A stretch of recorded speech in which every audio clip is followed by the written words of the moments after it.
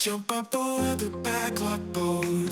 Robert, Jake, Stephanie will keep you afloat. Podcasting all night, sailing through the waves, talking games, movies, and the stardust they crave. They dive deep into the stories untold, exploring worlds with secrets so bold. Their voices echo through the recording mic, taking us on an adventure. Just hold on tight. Backlog Boat, it's a podcast treasure, sailing through episodes, limitless pleasure. Join the crew and let your mind go free. The Backlog Boat, a journey you'll never wanna leave. Welcome to the 16th episode of The Backlog Boat. As always, I am your captain, Roberto Gonzalez. To my left, we have the Navigator. What's up, postseason 40? And even further to my left, we have the Doctor. Hello.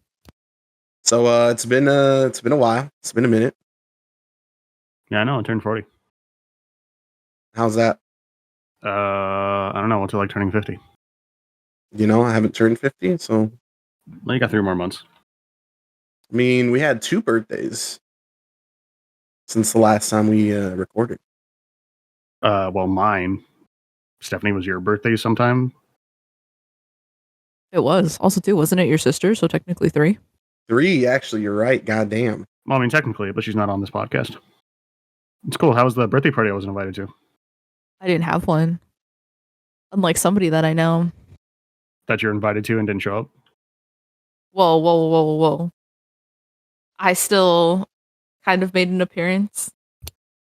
I mean, I got that Lamborghini I haven't built yet, but that Versace bag and me have been through some things. I've been through some things. Like, it's actually really fucking handy because I don't own a gym bag, and now that I do own a gym bag, it's actually super nice to have. So thanks for that.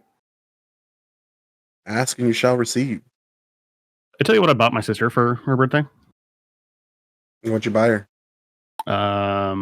Actually, you probably already know, but Stephanie, I purchased a guitar in the past 2 months, a 6-string electric guitar. Oh, Now- how nice. The gift I bought for my sister is more expensive than that guitar I bought. Try to guess what I purchased for my sister for her birthday. Is it an electronic? Nope. Is it a collectible? Yep. Is the collectible relevant right now in pop culture? No. I don't know. Robert, help me out here. I have no idea. I was gonna guess a PS5. Bro, I'm pretty sure you already know. I think you I fucking might, saw it. I might know. I might have seen it. I'm like, oh wait, no, I did see it actually. I was there when you bought it. Yeah, forgot. you were. We went to go buy it. Yeah. It did cost more than the guitar. Holy shit! I'll tell you what. It's one single thing. Otherwise, you usually buy a bunch of them. What that, like trading cards? I have no idea. Like, what is going on? You're in the right ballpark. You could probably find trading cards where you find these. Comic books? And So we're not playing this game all day. I purchased my sister a Warhammer model for her birthday that was more expensive than this fucking guitar. yeah, and you know how in Warhammer you normally buy like an army or something? This is just one fucking dude. What the? Oh, is it like one of those giant ones though? And by giant, if you mean 6 inches tall, yeah. Oh, well, never mind. I mean, it is giant though, comparatively. And this guitar is brand new. It's not like I bought it used or anything. So if you needed a deterrent to not getting a fucking Warhammer. Yeah, like I'm just now realizing that Jake spends money insanely. I spent $500 Friday. Like, it's real bad. Like my bank account, when I look at it, it'll be like, oh, you spent more last month than this month. And it's been like at like the $300 range, $400 range for the whole month. Jake drops that like every weekend. lifestyle inflation. I don't know what to tell you. So I decided that I was no longer going to drink, which was going pretty good. And then I got invited out to the club 2 days ago on Friday, and then spent like $200 on drinks. So that didn't really last that long. Yeah, I was chilling, hanging out, and then Jake's sister hits me up and is like, "Oh hey, I think Jake got his phone back. It's all good." And I was like, "What?" And she's like, "Yeah, Jake said he told you that he lost his phone, but I think he got it back." And I was like, "What the fuck are you talking about?" And then Jake can tell you the lovely story of his adventures in clubbing. Wait, okay, just so that also too I'm aware and then other people are aware. So this is a separate time for clubbing than before. And This also happened too. 2 days ago. Okay. And then also I might be crazy, but also haven't we talked about like not drinking for is there something I'm also missing? Have I just been in a fever dream this whole time? I'm sure I start off every podcast with, yeah, I'm going to not drink anymore, and then proceed to break that instantly. Also fair, also fair. We've also heard procrastination. So, I mean, it's okay. We're here. Definitely didn't procrastinate this podcast. It was me. I'm sorry. I'm so sorry. Yeah, but we went to like this little piano bar because I have a friend who performs there sometimes. So she got me in for free, but my other friend had to pay, so that was fucked up. But I was like, all right, whatever. Bought him a drink to make up for it. And then we're chilling, enjoying jazz. And then my friend, like, she pulls out a Flux deck, which is like a card game. And she's like, hey, let's play Flux. I was like, we're not gonna fucking we paid to get in here. We're not playing Flux. Oh, that's a fun game though. We're not gonna fucking play Flux right in front of the jazz band and look like we're fucking bored Zoomers. Oh no, it's kind of a vibe, bro. Some aura to that. Kind of fucking rude is what it is. So I was like, if you want to play Flux, then we're gonna leave. And she's like, okay, let's leave. And I was like, yeah, I know this quiet little spot we can corner bar we can go to and play Flux. Like they won't give a shit. And she's like, okay, cool. So then we go there, and then somewhere in the 6-block walk it was to this place, I dropped my phone. So I was like, fuck. And I didn't notice until I was literally walking into the bar. So I retraced my steps and ran from the whiskey bar all the way back to the jazz bar and couldn't find my phone. And then ran all the way back. And by ran, I mean I literally sprinted. Could not find it. And I was like, fuck me. So then I was like, hey man, let me borrow your phone to one of my friends. I gotta like all my cards and shit are on that phone. I gotta cancel everything. And then I have 2-factor authentication on literally all of my accounts. So I was like, oh fuck, I literally cannot get into a single fucking account. Nor do I know anybody's phone number other than my mom's. So he's like, wait, I'm friends with your sister on Facebook. I'll just message her. And then that's how I got a hold of my sister. And then like my other friend just kept repeatedly calling it. And then my sister started just repeatedly calling my phone. And then some homeless dude picked up and he's like, hey, I have your phone. And then I bought him $30 worth of taco truck as thanks for funding my phone. And then spent $170 at the club right after because my friend has never been in a club and decided she wanted to go. And I was like, it sucks. It's not a great time. And you spend a lot of money. And she's like, well, you owe me $10 anyway for this. And I was like, all right, fair enough. Guessing it was a little more than $10. I did buy her like 3 drinks. It was really expensive. So don't go to the club. Don't lose your fucking phone. And you know what fucking sucks? We didn't even play Flux. We didn't even need to leave. I really like that jazz bar too. Fucking You could have not lost your phone. You could Zoomer fucking brained. Yeah, let's go to this bar. And then she saw the club across the street and she's like, oh, let's go in there. And I was like, what the fuck? Sometimes. And an hour before that, the people I played music with wanted to play in the park. I don't know why they invited me. I cannot play. I don't have any acoustic instruments other than the ukulele. And it did not sound very good in the mix. So I just kind of sat there eating the Safeway vegetable platter while they played music. That was in Idaho, in Coeur d'Alene. And before that, we went to a record store and I dropped $100 in records because they had a lot of good records. So Friday was a really bad day for me financially. And then yesterday, you want to know what I did? I had a coupon to Jiffy Lube because I needed an oil change. So I was like, cool, coupon. If it's a $60 oil change, it'll only cost me $45. Nah, fuck it. I don't want to wait 3 hours in line at Walmart to get an oil change. That'll be fine. And then I hand her the coupon, and the lady is like, cool. She does my oil change, and then she hands me the fucking little tablet that you pay on, and then it says $100. And I was like, I have a coupon. She's like, yeah, that's with the coupon. I was like, fuck. With the coupon? Jeez. 25% off? Yeah. And I was like, fuck me, dude. God damn it. So I paid $100 for an oil change yesterday, and then I needed laundry soap, toothpaste, mouthwash, and like tinfoil and conditioner. And I had a coupon, so it was $300. So all that shit together was also like another $100. I was like, I just need to go home. Love spending money, Ferda. Yeah, I think I graduated though. So congrats to me. Was finally able to turn in my final after 2 months of not being able to turn in my final. Did you get your diploma? No. So I have no whatever. I turned in my last final. They graded it, got 100%. They still have not sent me my fucking diploma yet. So, or certificate. Or Dang. Also too nice. I was pissed. We didn't talk about it last podcast, but I tried turning it in June 26th, the day of my birthday. That's why I remember. And the website is broken, so it just wouldn't let me. And then I was literally on the phone with IT every single week, being like, hey man, I still can't turn in my final. What the fuck? And then they're like, nobody was looking at it, so we just put a guy on the ticket. And I was like, cool. And then I call him next week. And then the guy's like, yeah, nobody was on it, but don't worry, we just put a guy on the ticket. And then I call him next week again, and he's like, yeah, so it turns out nobody was working on this. We just put another guy on the ticket. And then I literally did this for like 2 fucking months. Until like I bitched to my success coach or whatever, which is basically your counselor for WGU. And then I guess she bitched about it enough that they're like, okay, yeah, I guess we got to fix this. Oh, dang. Wait, how is WGU? Like, would you recommend it? It literally the worst academic experience of my life, which is saying something. Never mind. Fucking Eastern.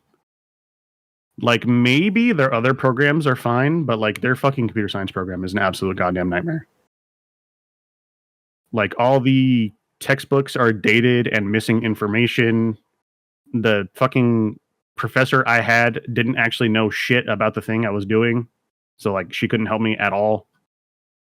Like the way they grade exams is annoying and horseshit. Same with projects. Actually, no, the exams are fine, but you have to. Have you ever like used a third-party proctoring service? Technically, yeah, but those aren't always fun. Like for placement tests, stuff like that. Yeah, like you gotta, because they use this company. So you schedule a time, and then you have to install this spyware into your browser so they can like look at your screen. And then, like, all of my proctors were always like 15 to like 45 minutes late, and like I basically, they're like, you can't have anything on your desk while we're doing this. And I was like, okay. So I like just took all the shit on my desk and then yeeted it across the room because it was pissing me off.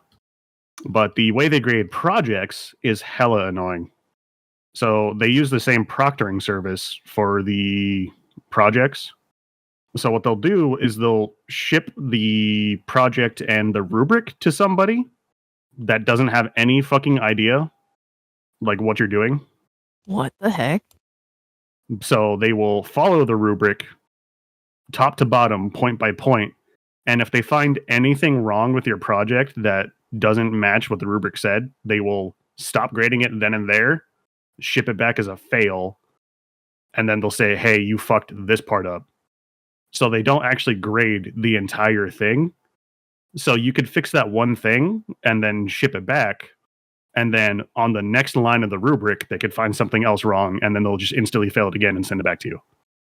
Yeah, it sounds awful. And you get 3 shots to turn in a project. So, yeah, if you have the ability to go to community college, just do that instead. But WGU is online, and you do it whenever you want. So I guess there's the fucking advantage. But fuck me, it was ass. Man, I've heard like so many different opinions about WGU. Everybody I've talked to loved it. Yeah, well, and also I just think it's wild because I knew somebody who was going to be a teacher, and she had talked about how like you could just do them at your own place, like basically like the classes, but like you have to get like an internship or like real life experience, right, to be a teacher. And so that was like an interesting time because like verifying hours or also too like having to verify that you're there and then having people meet up. It was just a whole lot. So I'm like, dang. I feel like their accounting program is probably pretty good. That doesn't seem that bad because that's just read the textbook, do math, and then probably answer the like ethical accounting questions like, hey, is it cool to embezzle money? Yes, no. So the accounting program is probably fine. The computer science program, as I said, fucking sucks because all like they hand you Zybooks and all the information in the Zybooks is dated because computer science technology literally just changes every fucking 3 months. Yep, that makes sense, man. So it was me just teaching myself shit on YouTube and then me handing them $4,000 to give me a piece of paper they haven't given me yet.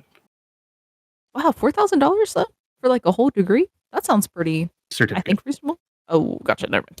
The degrees are $4,000 a quarter, I think, or semester, whatever it is, and you can take as many credits as you want. So, like, I think my sister got her 4-year in a year and a half because she just broke her neck blitzing through everything. That's impressive. But also, too, dang. Yeah, I haven't been to school in like 5 years, and I kind of like it that way. Community Oh, college. don't correct me on time. Don't correct me on how many years. I don't want to know. It's fine. About 10. Anyway, community college is fun. You know, it was fun. I'll give it that. I just didn't like university because the university I went to was dog shit. I went to during COVID, and I was working full time while in university, which sucks ass. Well, you're all older, and you got a certificate. Did you do anything cool in the past 2 months? Or anything worthy of mention, Stephanie? Nah, I think before I had mentioned that we had applied at my job to a conference. We did get chosen to be presenters, and Robert That's knows how that's exciting. going. I mean, okay. That's still exciting, though. You did get chosen out of, like, everyone else. Yeah, but now it's just been a time. So here we are. Stephanie's like, gotta be careful not to talk shit in case this gets out. Oh no, I would definitely if talk my shit. boss finds this podcast, I think I'm fucked. Talk mad shit about my job. Have you though? On this Yeah. podcast? Really? Yeah. In fact, there was an entire episode, I think, in like January about it.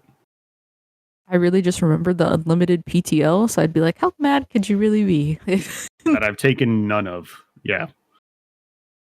Oh, yeah, that's not. Because we're too busy for me to take it right now. So really, it's a trap. You have limited pay time off just when we have the time to let you. Well, you have to get approved by your manager.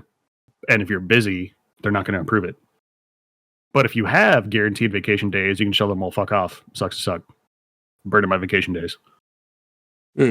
But I'm going to try to see if I can like get Labor Day week off or the week after Labor Day. And then just not do anything for like 2 fucking weeks. Yeah. Little summer for yourself. When is Labor Day? Is that coming up? First weekend in September, right? September 1st? Perhaps.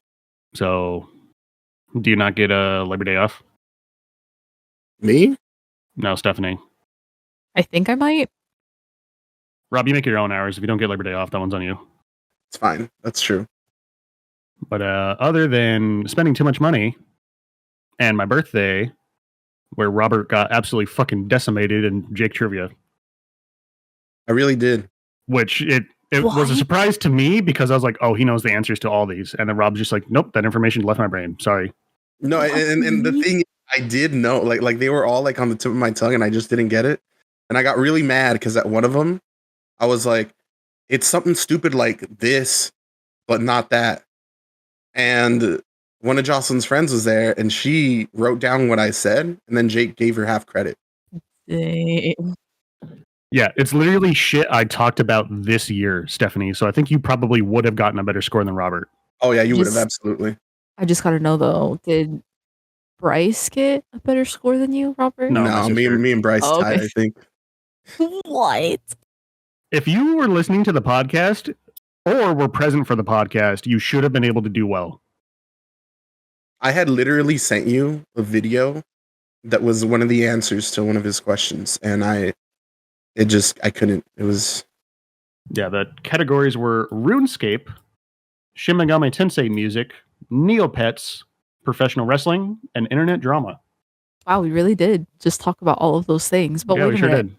Also, too, didn't you guys play RuneScape together? Yes, this year. One of the questions. Let's see if you get this. One of the questions was, what is the island called that you play the tutorial on in RuneScape? Oh, geez, isn't it just like basic? Yeah, it is. I don't want to say it, but then I'm like, Say it. well, Say it. Say it. Say it. isn't it just like Tutorial Island? But I don't know if It it's is, and I got it wrong. Robert fucked it up. He's like, I don't know. And I was like, what do you mean? And then when I saw Tutorial Island, I was like, that's fucking stupid. You got it right? What? And then I think one of his other questions was name 2 cities in RuneScape or whatever. And I was like, Tutorial Island, fuck you. And he's like, that's an island. That's not a city. It's in the name. And I was like, fuck this game.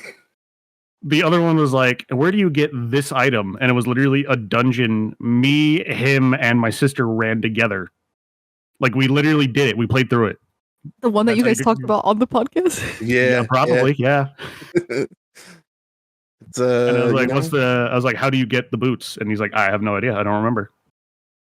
I got partial credit for that. I said you do the dungeon and talk to the guy. Now, Neopets is pretty brutal, but I feel like maybe 1 or 2 of them you should have been able to get because I've talked about it on the podcast. Wrestling, you have no fucking excuse. We watched WrestleMania together, I know.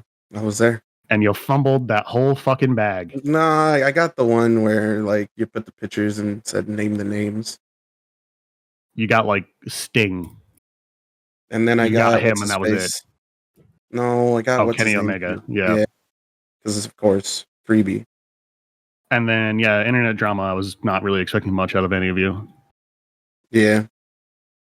But you know what? There's something else Jake hasn't mentioned yet. My, He also, we'll see if you play it this time, Stephanie, made another game.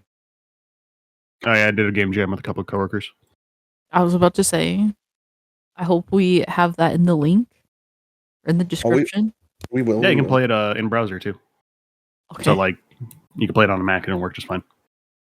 Except the UI broke because I've never made a web build before. And it was 2 hours before the deadline. And it was 4 o'clock in the morning. And I had to work at like 7. So I was like, yeah, I'm not going to fix this. We're just going to turn it in and I'll fix it later. And I can fix it when judging ends. But we made a little game where little fire guys are trying to burn down a tree. And you protect it by growing plants around the tree, and the plants will beat the shit out of the little fire guys. Kind of like Plants vs. Zombies. I guess, but you move and do shit. It's more like Stardew if your plants punch things. Also, I didn't know this till later, but so the way it works is you have to get water to water the plants in order for them to grow. And like your plants, they catch fire and die. I didn't know till later. And again, this is another stupid Robert moment in hindsight. You can put out the fire with water. Can you? You wrote on the fucking thing that you can, which is why I know. Like on the thing you said you can use the water to grow plants or put out fire. That's probably a lie. I'm not gonna lie. I don't remember programming that in, but Oh, okay. if my coworker programmed it in, then I guess you can. I doubt it though. Oh, okay. Because I never caught on to that while playing, and then I read that and I was like, I'm so stupid. Of course, But yeah. water puts out fire. It's like a little open world where there's random seeds scattered throughout. You explore, you find them, and then the little fire guys will start spawning during the day, and then you got to survive the day.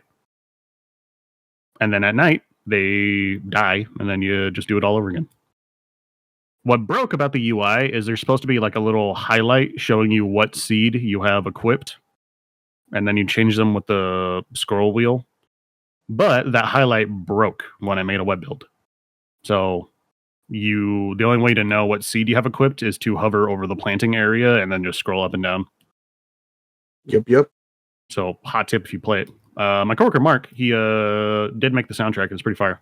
Yeah, the music's really good. Pun intended. He's one of the people I play music with. Jake's also old, so he went to a Primus concert. Yeah, and it was really good. I went to a Coheed and Cambria concert too, technically. I only know one song. That guy I was talking about, Mark, yeah, he really wanted to go see Coheed and Cambria, and I really wanted to go see Primus, so we split the difference. And then we took my sister, who apparently blacked out in the mosh pit, so cool. Good stuff. Good stuff. I'm glad someone does. $115 on Modelo. Yeah, I was gonna say, I'm glad someone does shit with money. $15 for a fucking Modelo, bro. It's not worth it. And I bought a lot of them. And it was a fun time. It was I was because the concert was like in the day. So there's 3 bands, and the opener and Coheed and Cambria were playing during the day, and it was like 102 degrees. And the venue was outside. So I was just sitting there fucking roasting, sweating my ass off. So I fucking dunked a Topo Chico seltzer on top of my head to cool down. And did you know when you get alcohol in your eyes, it hurts like really fucking bad? I didn't, because I've never put alcohol in my eyes. Well, now you know.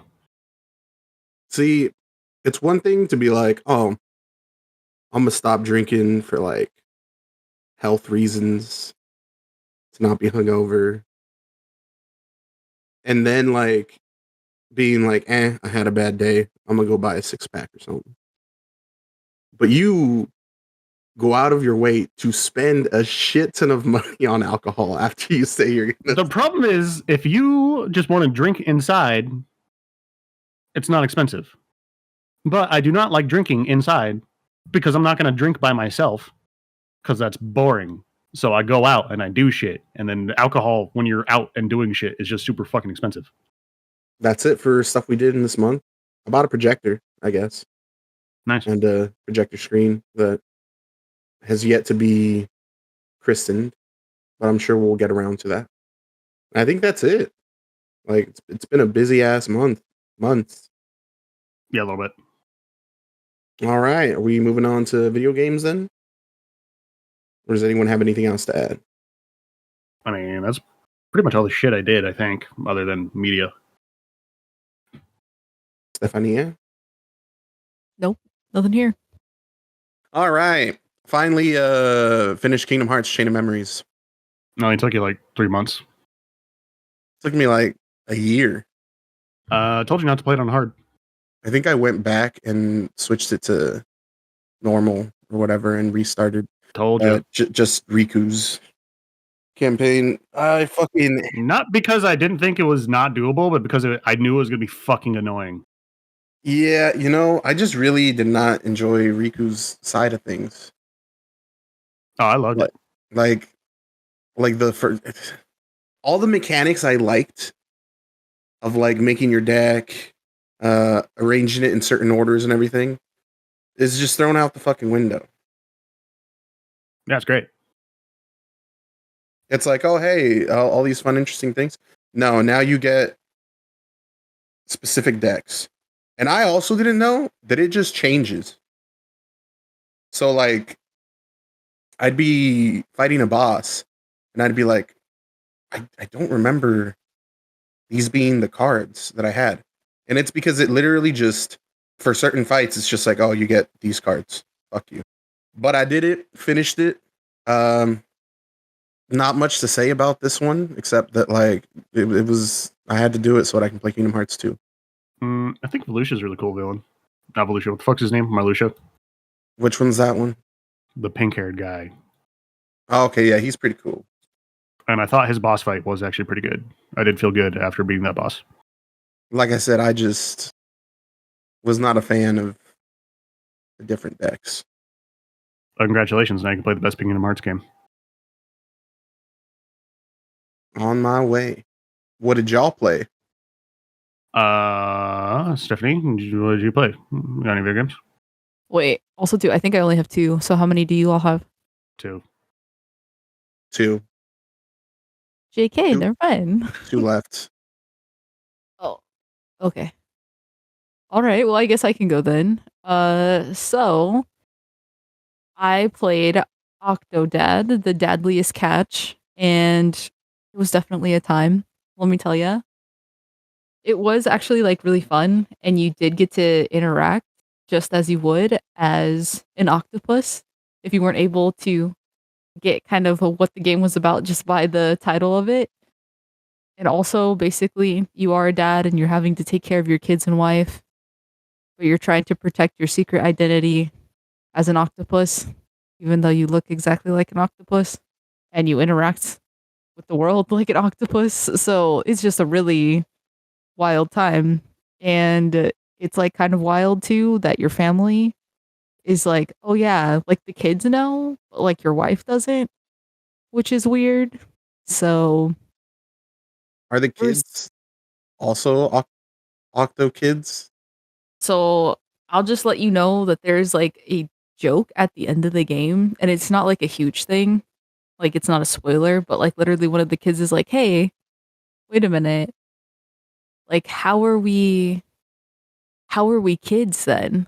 And then it kind of just like trails off. So like they're normal looking kids. So who really knows what's going on? Okay. Since the wife's keeping some secrets of her own, dog. Let me tell you, they met in a really interesting way, but it's a part of the game, so I won't spoil that. But I thought it was fun, but also I played it on the Switch, which was a really bad idea because it did not flow well. There is a specific point, it's like near the end of the game where there's a glitch, and I guess it's a known glitch, and it ruined the whole experience. Like you have to do it a certain way for it not to glitch at all. So that was interesting. But other than that, though, it was like a cool concept. It got annoying after a while because, again, you have tentacles and you have to use tentacles instead of hands to be able to grab onto things or to be able to like even climb upstairs. That was the worst, but it was fun. I also liked the title of the game, so that was really cool. You just bought it because you thought the title was funny. Oh yeah, most definitely. And I was like, it's on sale. Let's do this. I remember this game being like huge and everyone was playing it, but like, is is there actually like missions and like a whole goal, or is it more like the goat simulator things where you're kind of on a map and it's like, hey, have fun being an octopus? No, there is like objectives to it and goals. Like there is a main end goal and it is to save your family or whatever. And I guess like the things that you're learning like contributes to that. Cause also too, I did see that there were some times where like people were playing it on TikTok. It was only like the first 15 minutes of the game. So like you never got to see like the rest of what it was about. Cause I just remember like when the dad is like moving about the kitchen or when they go into the backyard. And again, that is like the very beginning of the game. That's not like the rest of it, I guess. Okay, so it opens up. It does, but also too, it didn't take me long to finish. I think it took like maybe an hour and a half or 2 hours. That's it. Ooh, short game. I like it. Short games are fun. Mm-hmm. So there is that. But yeah, would I pay $15 for it? No, but I felt like I think I paid $3, like $2.99, and I felt like that was a good price. Might pick it up if it's on like PlayStation Plus or something. I've wanted to play it for a long time, but I think it came out when I was like a broke ass and I shouldn't have money to buy video games with. Well, now I know, now I'm dropped still in a like broke ass $600. because I spent too much money on booze. I know I always ask this, but like, what are the jams like? Very elevator music style. Because There we go. I was like, everyone knows Kingdom Hearts fucking fucks when it comes Shit to ass music. soundtrack. Shut the fuck up. I've seen you tear up at its beautiful sound. But all right, Deadliest Catch. Fun little hour and a half adventure. What'd you play this month, Jake? What did we play this month, comrade? Which one you want to talk about first? You came over and we played some Xbox games. One of which being Skate. This game absolutely fucks. I'm actually pretty mad I missed it when it was like in its prime. It's so good. Like like I feel the call of the board, bro. I feel the call of the shred. I want to get back into skateboarding, but I woke up wrong and now my neck and my back hurts. So I'm like, I know I wouldn't make it. It just wouldn't happen. See, I had the opposite effect. Seeing Skate made me never want to get on a skateboard. Yeah, seeing what's cool about this game is it's got this skater attitude of like 2010 when I was like getting into skateboarding and shit. But the way the game plays does feel like a skateboarding simulator. Like I don't know if you played any Skate, Stephanie, but its control scheme was you like the right stick basically controls your character's sense of balance. So if you want to do an ollie, you flick the stick back and then forward. Because how you would do an ollie in real life is you pop the skateboard with your back foot and then kick out your front foot to level the board out as you jump. Bruh, that is actually so cool. Here I thought it was gonna be like Tony Hawk Pro Skate, where it's like basically just like simple mechanics, but whoa.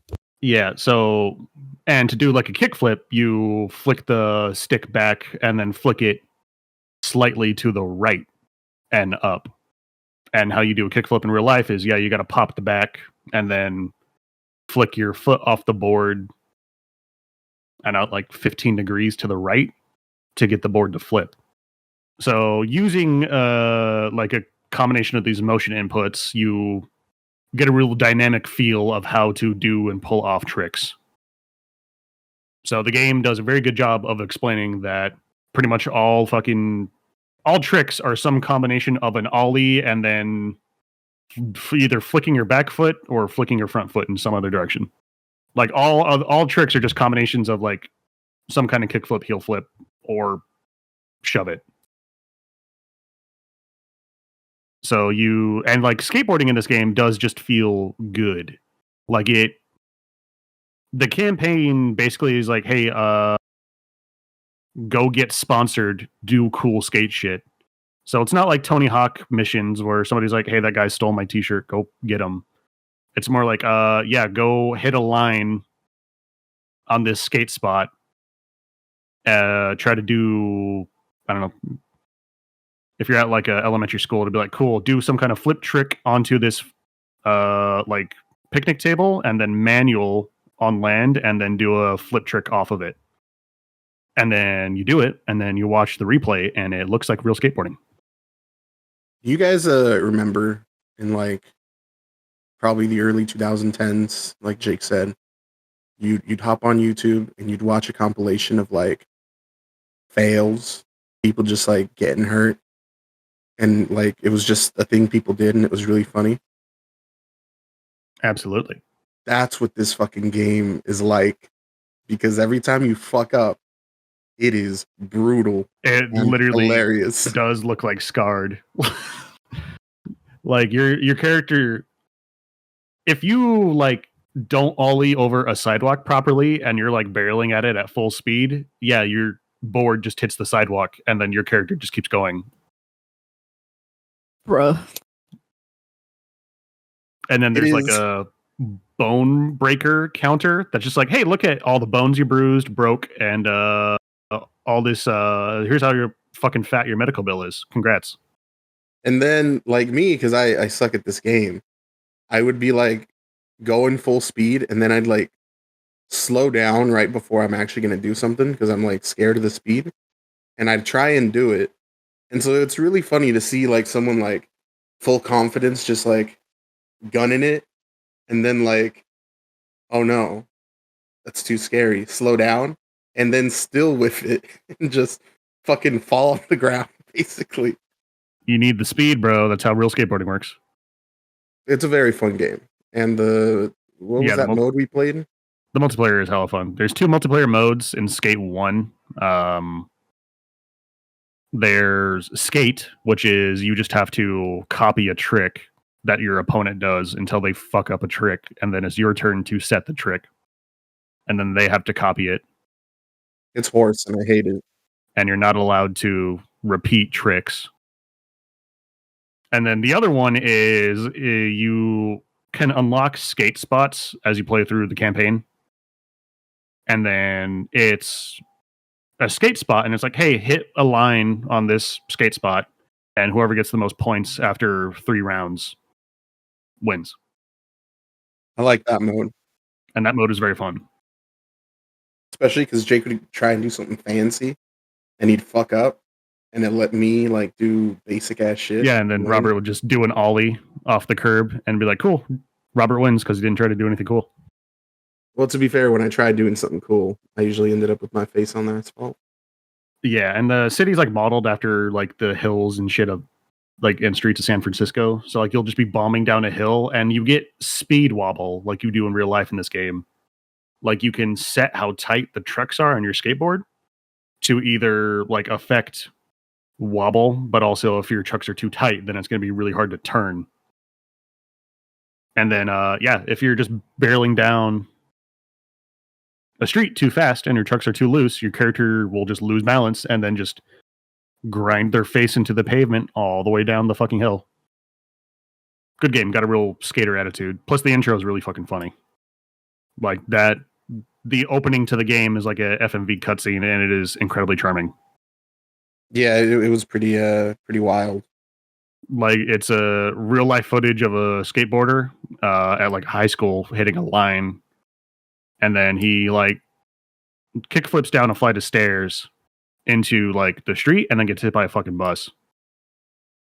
And then it's all these professional skateboarders that you just see on like your character's hospital trip in the ambulance. And like the ambulance is like being driven by 2 fucking sociopaths. So they're just like, they like run over a fucking wedding cake. They stop into a 7-Eleven to like fucking grab some snacks. They fucking are like drifting on the curb. They like drive right through dudes that are like installing glass panes and shit. And it's rad.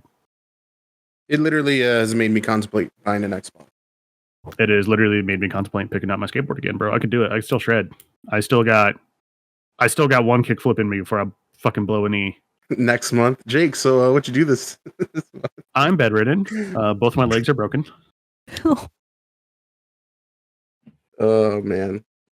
No, it's really fun though. Like I said, it wasn't what I expected because I also thought, oh, it's gonna be another Tony Hawk game, and then I was like, oh shit, this is different.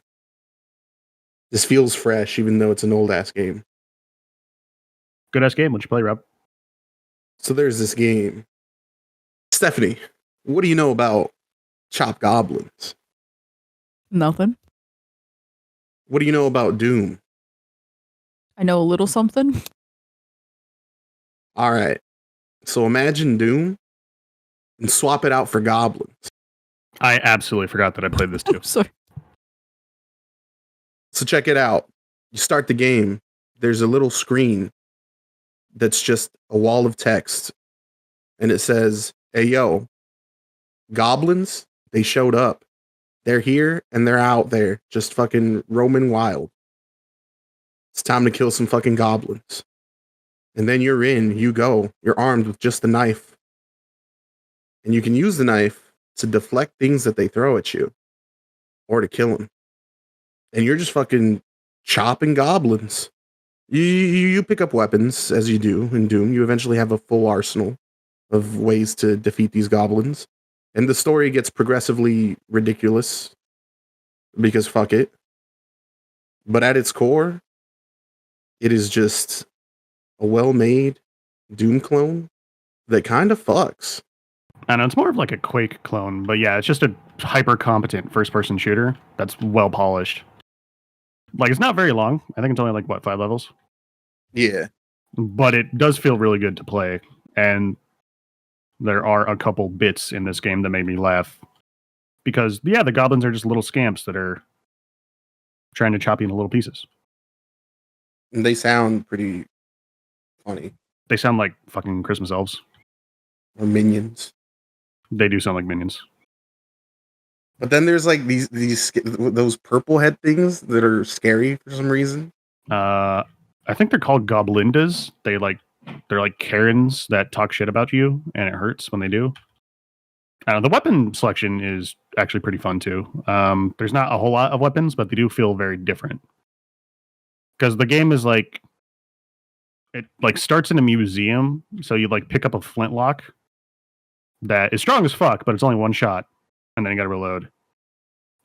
You get like a riot shotgun, which just fucking gibbs people instantly. You have like a Van Helsing stake thrower. What the fuck is that staff called? The staff Corinthians? I don't know, but I didn't use it for a long time because I didn't want to waste the ammo, and then I realized that like That it's fucking everywhere. yeah, and it's fucking busted. Yeah, no, it's pretty fucking good. It is a cute and short and sweet little time if you're kind of in the mood to just play a good ass first person shooter for like a couple minutes. That's what it looks like, Stephanie. Oh, okay. I think also too you had sent me something. I think before too. No, but yeah, it just feels really good to play. Like it I remember I hopped on. I was like, whatever. This is just a little joke game that I'm gonna just play real quick. And then next thing you know, I was like, yo, Jake, chop goblins. Shit's fire. What blows my mind is like how good the level design is. Like it is hyper fucking competent. Yeah. And it's on the Switch now. Just saying. $5. Let me tell you. I just picked up another game from him that I'll probably talk about next. I need to play that then too, because that shit's been on my list for a while. But yeah, Chop Goblins, fucking fire. Yeah, I don't think Robert's played it, but I feel like it also takes a lot of inspiration from Serious Sam in aesthetic and gameplay. Like Serious Sam 1 is one of my favorite types of these. Yeah, I never played Serious Sam, never played Quake. Played Doom though. Serious Sam, I don't know. It's like Duke, like the middle ground between Duke Nukem and Doom. Like Sam is a fucking idiot, but it's not like too silly. Maybe you'll play it. Perhaps. Stephanie, what else did you play? All right, hold on, just real quick. This is going to be one of the best games ever.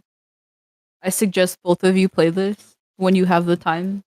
It is going to be Hello Kitty and Friends Happiness Parade. Let me tell you, I'm out.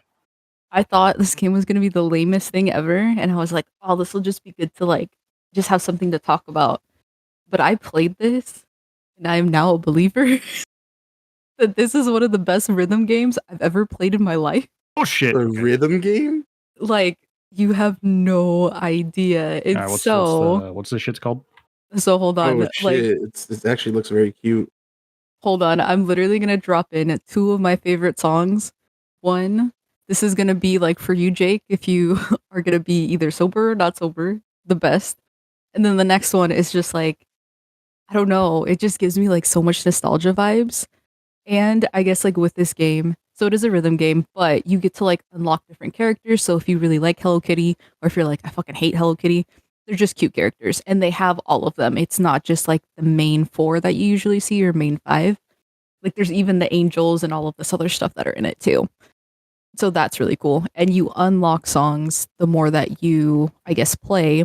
And there are different maps and all of this other stuff. And it's just super cute. Like, I just cannot. So I'm going to drop 2 songs in the chat right now. The plot twists were real. Like at first I was like, okay, Hello Kitty, all right. And then a rhythm game? I do like me some rhythm games. Let's see. From what I wonder if it's like that fucking game you were playing earlier, Jake. With the cars. That's kind of what it looks like. With the cars? The rhythm game where you like move the car to the left and right. Oh, audio surf. It is like that. Holy shit, this is loud. Oh yeah, most definitely. If this game is not on Steam, I'd be pretty pissed. Watch it be a Switch exclusive. I don't think it is, just because I feel like Hello Kitty, for one, Sanrio, they just want all the money in the world, which, I mean, I get it. Definitely some Taylor Swift vibes, but like the songs, the playlists, I'm like, dang, like these are actually really, really not what I was expecting from like a Hello Kitty game. $2 right now on Switch. That's exactly how much I paid for it, and I was like, what? Apparently, it's on mobile too. Hello Kitty and Sanrio Friends Racing. I did see that on Steam. That looks really fucking bad. It ain't about that right now. What it's about is Oh yeah, no, I'm listening to this jam. The Jawberry one. Fire. rum. It's free on mobile, but something tells me there's gonna be a lot of bullshit. Yeah, there could be in-app purchases, but also too, like again, amazing. Also too, you get to see like if you like Sanrio characters, you get to choose the ones that you really like, which is really cool. They all have like special power-ups that help you with getting through the levels, and you have like multiple people or multiple characters, so it's like for real a parade. You get to switch and use different power-ups and all this other stuff. Like it does seem like repetitive, but it does like there's at least an appeal to keep playing it and to unlock everything, which I really appreciate and thought was really cool. I mean, it's free on mobile. I'll at least give it a shot. But also $2 on Switch ain't nothing. Yeah, I might actually pick that up on Switch. Definitely not what I expected, but Let me tell you. Anyway, is it that's like my hidden gem. so is it like this slow the whole time? No, so with each level, there's like a different, I guess there's like a different rating of it. So there's like, again, like low or moderate, right? And it goes by like beats per minute. So you can actually see like one slower and then also one that's faster as well. Gotcha. Well, shit. Didn't see that one coming. Nope. Thank you for coming to my TED Talk. And Jake, I'll let you take it away. Yeah, while Rob was over, we played another game, which I have not played before, but I played the sequels. Rob and I went through the first Gears of War game. That's like old. I was sold on Bluey. That ended up being a lot. Yeah, I was like, hey, I downloaded this Bluey game. Let's play some Bluey. And then I was like, nope, actually, we're playing Gears. This game's still fun. It's still like a solid ass third person shooter. Like I think Gears of War might be like the most influential third person shooter in the past like 20 years. What he's not mentioning is that we played this all in one go. Yeah, we just did this shit, ran the whole campaign in one night. But as it turns out, this game's hard as shit, even on normal, because we were getting our shit rocked pretty consistently. I like going in and dying, and then Jake having to revive me, and then I'd be like, actually, you know what? Let me play it safe. Let me play it not so rough, and Jake's down. Yeah, see, I was like, because I was like, I don't actually know that much about Gears of War or the lore of the universe, so hopefully this will fill in a lot of blanks. This game doesn't tell you shit. I've just learned that like the lore to these fucking games is just background for cool muscly men doing cool muscly men things. Okay, and let's rewind. Because Stephanie over here is a PlayStation loyalist. So I actually know a little bit about I was like, I actually know a little bit about the lore since it like did a lot of cool stuff. So definitely not an Xbox person, but at least know a little bit about it. Okay. I remember one time trying to explain to you the entire Dom side story, like 10 years ago. Let me tell you, I also remember this. There's not really a whole lot to explain, not gonna lie. Like these games are fucking stupid. Like these games are like Fast and Furious levels of dumb. We also, in a moment that was about to make me lose my goddamn mind because it was like midnight and we had started playing at like 6. At the very end, we encountered a glitch where I thought we weren't going to be able to beat the final boss. And I was gonna lose my goddamn.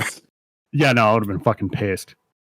No, this campaign still holds up. It's still really fun to play through, but I still don't think I know any more about what the fuck is going on with Gears than I did before I played the game. Because the story is literally like, hey, Marcus, you're in jail for war crimes. And he's like, okay. And then your homie Dom is like, hey, guess what? We got to go kill subterranean ground men. Here's a gun. And you're like, okay. And then people just keep telling you to go to places and get shit, and then you kill people on the way there, and then you get shit, and then they're like, you need to go get this other thing, and you're like, okay, and then you go get the other thing, they're like, okay, you need to go get this other thing, and then you go get the other thing, and then the game ends in like one of the jankiest, dumbest fucking cutscenes I've ever seen in my life. Like, I did not expect because this game looks really good, but the animations themselves are so fucking jank. Like, it literally looks like they look like Buzz Lightyear in the first Toy Story movie. Like, that's how they move. Well, maybe the new game that's going to come out that's a prequel will explain. Yeah, that made me cry because I keep forgetting that these games have amazing trailers that put emotions into you, and then you play the game and you're just like testosterone fucking high the entire time. And there is no actual fucking emotions that are happening.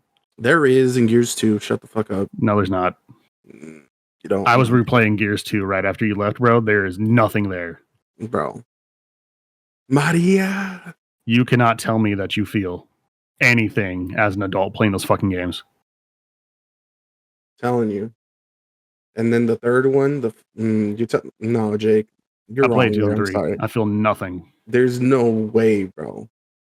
And then, the game ends with the Gears of War rapped by Mr. Coltrane, and that shit is fire. I showed that shit to my coworkers, and now we're just rapping it to each other constantly. Another one that's going to be in the links. Stay cool, baby. Yeah, this game is the epitome of what I thought was cool in 2007. So it absolutely met my expectations. See, it's real funny to me because when I played Gears of War, it was also when the Dark Horse Nickelback album dropped. That So in my mind, and I was listening to that album nonstop. So in my mind, I just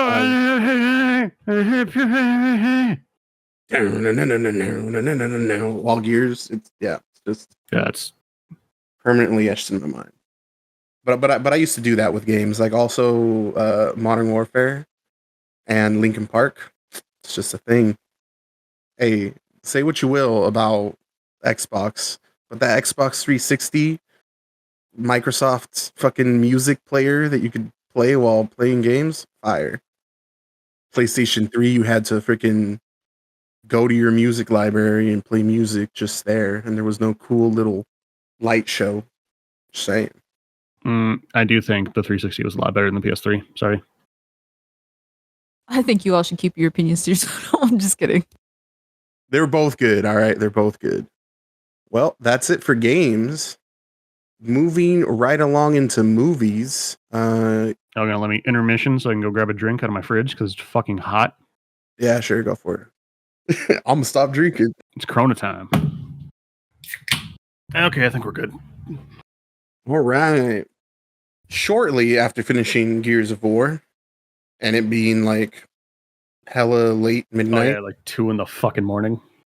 Jake goes, "Hey yo, night ain't over."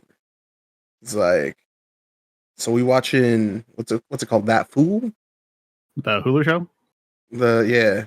That Fool. He's like, "That Fool?" Or he's like, "There's this movie. It's called Havoc.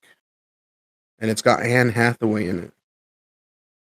So obviously, we watched Havoc. This movie has a lot of actors in it. It does have a lot of actors in it, yes. Young Channing Tatum, young Joseph Gordon-Levitt, young Anne Hathaway. So earlier that day, Jake had given me the task of choosing the beer we were going to drink. And I like Voodoo Rangers. And I know that Voodoo Rangers has a 9% beer, but this was a variety pack. So I was like, okay, they'll have one of the 9%ers and the others are going to be the lower alcohol ones. And I'm like, just get that. And Jake's like, bro, it's 9%. And I was like, yeah, but just one of them's 9%. Like, it's fine. And he's like, bro, it's 9%. And I was like, I get it. It's 9%. Just grab it. It's fine. Because I was like, 4 of them will be 9%. Jake was right. They literally all were 9%. 9.5. So 1 beer is the equivalent to 2 Coors Lights. There you go. So that's what we're sipping on as we start this the venture into this movie called Havoc. Have you seen Havoc, or do you know anything about it? I do not. Okay. So all Jake had given me is it's a Cholo movie and it's got Anne Hathaway. We crack open our 9.5% beers. Take a sip or two maybe. And we're watching this intro of like some fucking party. It's like a New Jersey beach party, but they're like just chilling in the parking lot in their cars. And I turn to Jake and I go, "Hey, bro, Anne Hathaway says the N-word. We got to down our beers." As a joke, because why the hell would Miss Princess Diaries say such a thing? Fast forward 20 seconds. Anne Hathaway is rapping to this song, and Jake and I look at each other because we know what this song has, and she does not even flinch. Nope, not even a little bit. And I was like, fuck me. Because it's a bunch of like white suburban kids trying to be hood because that's cool in 2004, I guess.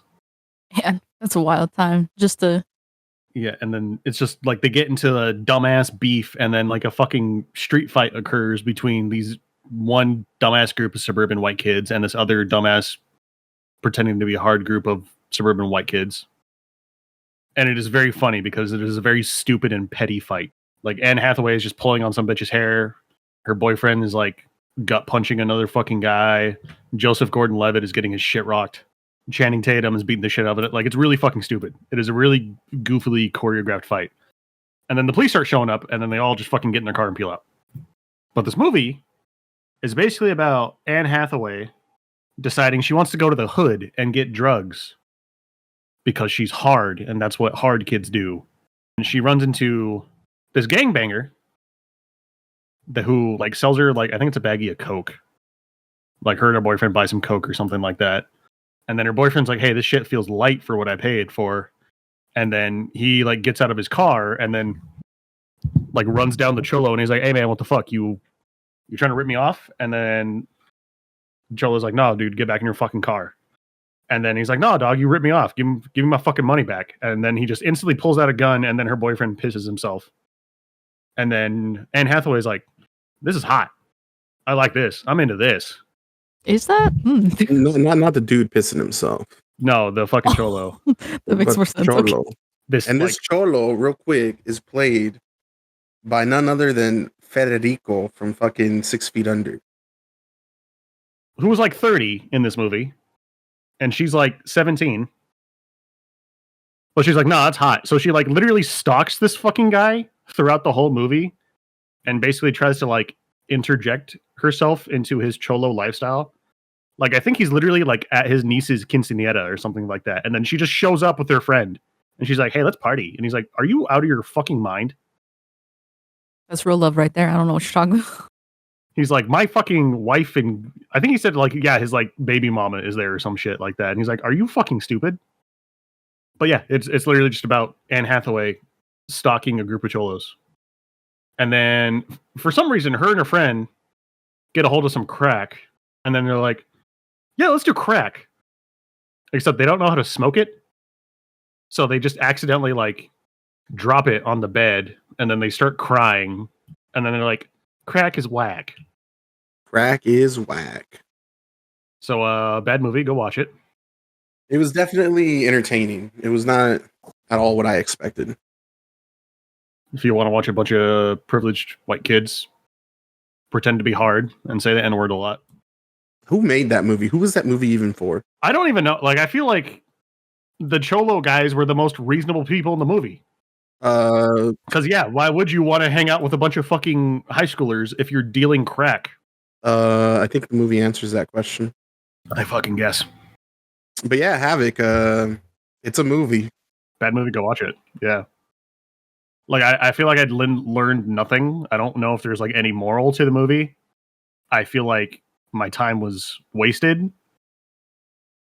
But But we were go wasted, watch so it. it's fine. Yeah.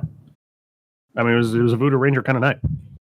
All right. We're gonna move along to Last Stop in Yuma County. Y'all heard of this one? Yeah, you made me watch it. Oh shit, we did watch it. I forgot that we watched it. I have heard about it. Yes. I really like this movie, actually. I think it's well paced. I think the build up that it does the whole time does pay off in a pretty amazing scene. It's would you call it a western? It's a thriller. I guess. I mean, it technically takes place in the Southwest, but like it takes place in the Southwest in like 1950. Last Stop in Yuma County is exactly what it sounds like. A group of people stop at the last stop in Yuma County to fill up for gas, but there's no gas yet. They're waiting on the truck to bring gas. So they wait in the diner that's nearby there, try and fill up eventually and go on because there is no gas for like hundreds of miles after that. So basically, you're stuck there. You're fucked. Same time, keep hearing on the radio, there's these bank robbers, and they're driving a green car that's fucked up on the rear end. And real quick at the beginning of the movie, bank robbers pull up, try and get gas, can't get gas, go to the diner, and then the movie is basically the two people that were in the diner before them know that they're the bank robbers, and the bank robbers are like, "Shut the fuck up, or we're gonna kill you." And then more and more people start showing up, and they gotta like, that's the tension, that's the whole setup. Like, I don't know what you think, Jake. I don't think it was a bad movie. I'm not really a big fan of thrillers because they're like thrillers are rarely ever a good time. Like it's an engaging time, but I don't know if I would ever say I had fun watching a thriller unless it was kind of dumb on purpose, like Disturbia with Shia LaBeouf. That is a good one. But yeah, it's a good setup. It's a good payoff. It kind of just feels like, yeah, a thriller novel made movie form, to be honest. Like some kind of crime drama. I also really like the message it has. That's greed gets you nowhere. Nowhere good anyway. Yeah, I guess. I don't really have a whole lot of fucking opinions on thrillers. As I said, it basically just gave me an anxiety attack the entire time I was watching the movie. Well, I mean that's kind of the point of those. So I guess if that's what you want, yeah, that's the whole point of a thriller. Is it puts you in a state of panic for 2 hours, and you're like, cool, I paid $15 to watch this. I think I did actually buy the movie, so yeah, I did pay $15 to watch it. It's a very solid movie though, Stephanie. Like if I think you'd like it. Like it's I was also hungover as shit the entire time. Oh yeah, because I got fucking iced. Fuck you. oh yeah, I forgot about that. Did I tell you about that, Stephanie? Remind me? For Jake's birthday, I thought it'd be a good idea to buy Smirnoff Ices because there's that Oh, you did say you fun did. joke Yeah, yeah. prank, yeah. And I think when was it? I should have seen it coming because I was making him breakfast, and Jake was hungover as shit, and then I iced him, and so then he iced me in a spectacular way because I opened the microwave and there was a fucking Smirnoff Ice, and I was like, God, fucking. Good times, good times. I was about to go take a hungover shower, and then there's a fucking Smirnoff Ice just sitting in the fucking drain. I'm like, why is that there? Good times. If that's what you want to call it. It's a good time until it's not. But yeah, Last Stop in Yuma County. Go watch it. It's worth the watch. I'll give it an anxiety attack out of 10. Stephanie, what did you watch? All right. So a movie that I had watched is called Stop Motion. Do you all know anything about it? I've seen the trailer to it. I know exactly jack shit. All right. Okay. Well, also too, I think if I'm right, I think you can watch it for free. I'm pretty sure. But basically, it was a recommendation on TikTok for it to be like a really scary movie. So I decided to watch it, and basically, the whole premise of this movie is it's about somebody who's getting into stop motion. It's not really clear if she's like still in school, if she's already in her career, what's kind of happening with that. You don't really know, but you see people, I guess, that she's interacted with before, and it sounds like in a school setting, or also too, it could even just be a group project. I don't really know, but basically, again, she is making this film with her mom because her mom is like a visionary. She is somebody who's been doing stop motion for a really long time, and she just has a really good eye for these things, I guess. Well, turns out that there's like a fight that they have, and basically the mom's like, you don't really do anything. You don't have your own ideas. You're basically just a set of hands. This happens in like the first 5 minutes. And then the mom isn't doing so hot, and she has to finish this film by herself because there's like a deadline coming up. Well, anyway, she starts to experience like a lot of anxiety, and just things get a little bit weirder as she tries to finish this film. And I guess like her exploring her own ideas and what they can look like and all of this other stuff. So basically, it's kind of messed up. There is a lot of gore in it, which was like kind of surprising. And there is just a lot of weird ideas being thrown out there. Would I ever watch this movie again? No. Do I really think it was that scary? Not really.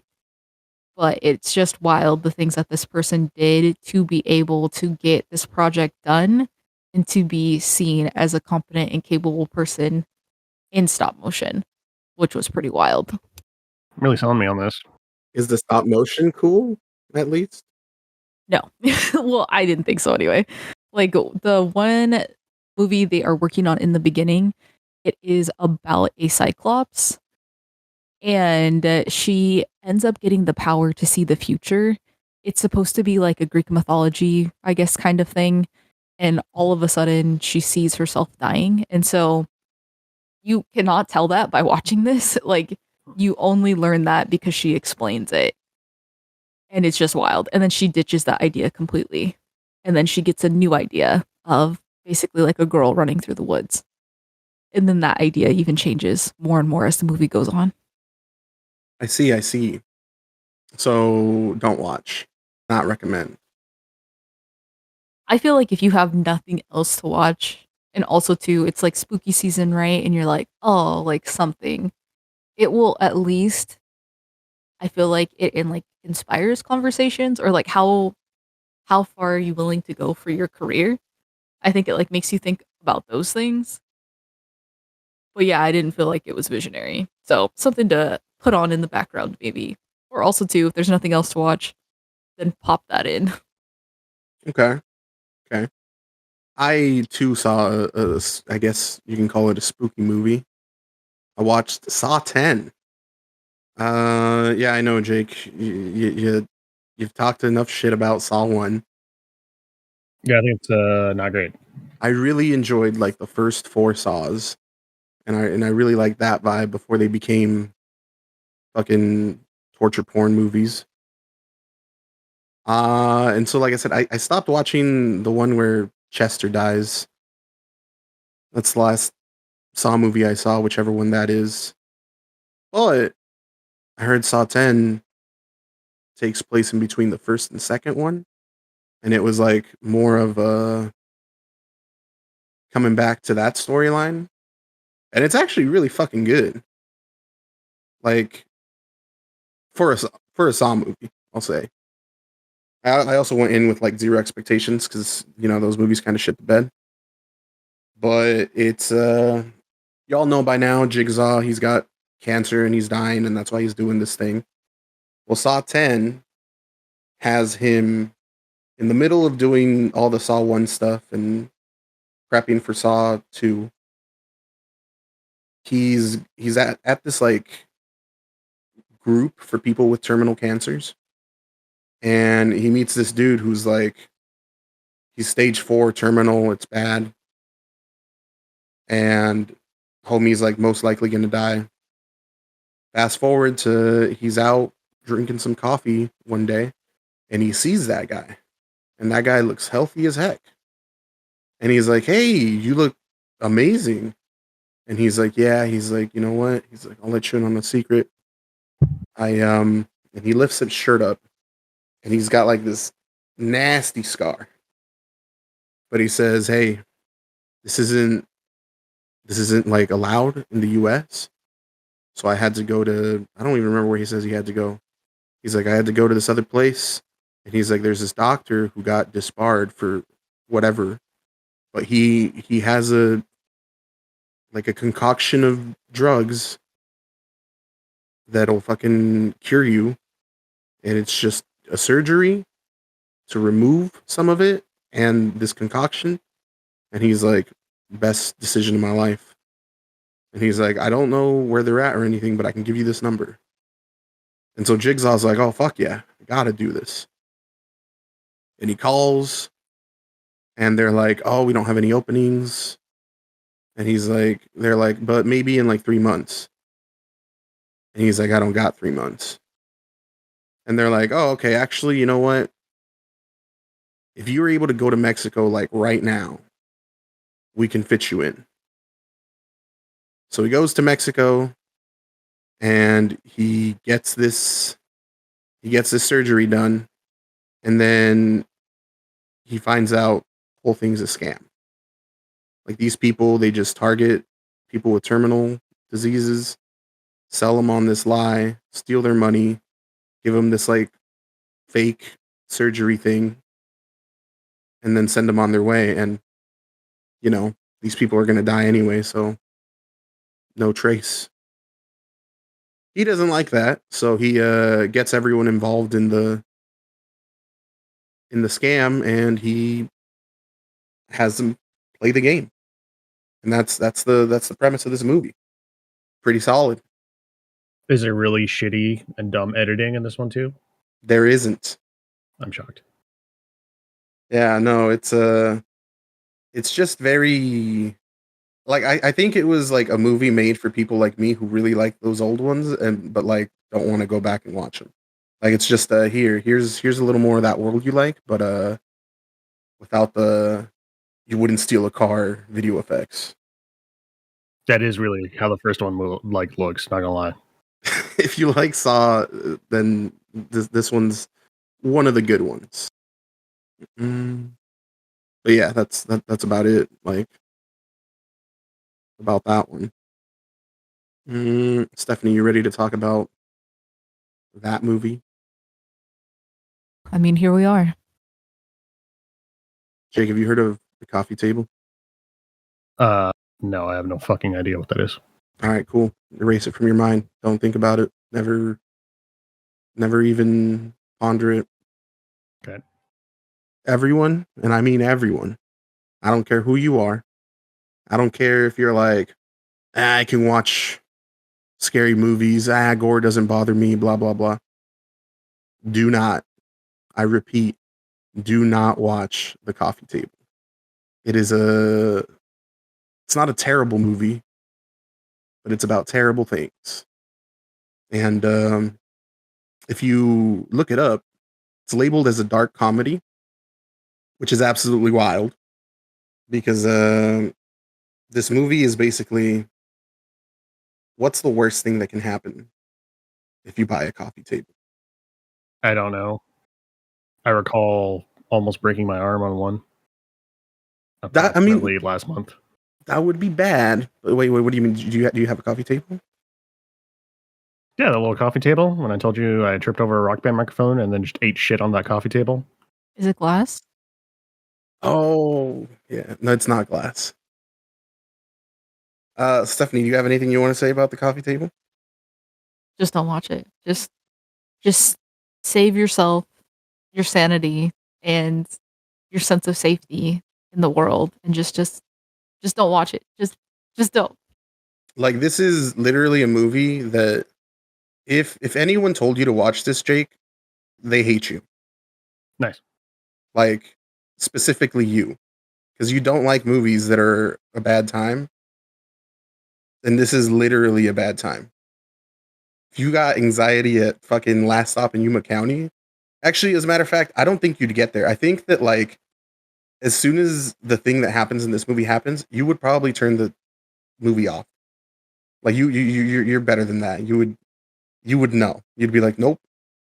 I told my sister and Kai, hey, I just watched the worst movie ever. Do not watch it. And Jocelyn was like, I'll bet we're watching it tonight. And I was like, I'm telling you, don't watch it. And she's like, nope, watching it. And I was like, all right then. Then I gotta warn you. And she's like, nope, don't tell me nothing. I don't want to know anything. I was like, all right. I'm really strongly advising against this, but just I guess let me know how it goes. Didn't hear back from them for 2 days. This is when I call her and I'm like, hey. Just stop fucking talking to you. I was like, did y'all end up watching the movie? And Jocelyn's like, yeah. And I was like, oh. She's like, yeah, the movie was over and Kai and I didn't say anything to each other. We turned off the TV. We went, grabbed Alana, and just hugged her. And we haven't talked about the movie since. And she's like, you were right. We shouldn't have watched it. And I was like, okay. Well, I'm glad there's people out there making pieces of media that literally just make you fucking miserable. That is the point of this movie. And it excels in that. Does not disappoint. If you hate someone, Jake, tell them to watch this movie.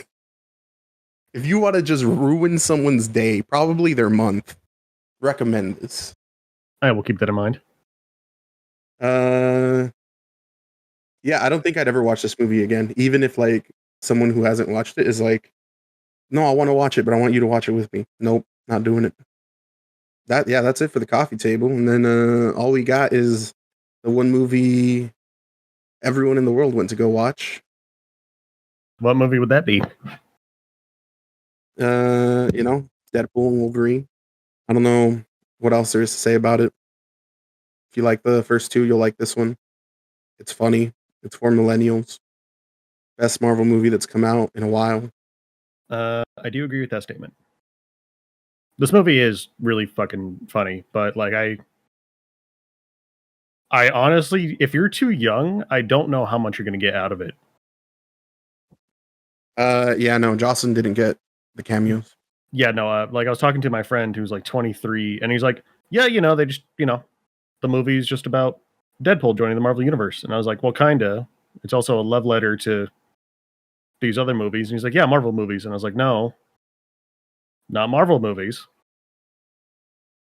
I mean, yeah, like it was very enjoyable, but yeah, it is a love letter to the Fox era of superhero movies, which was dog shit.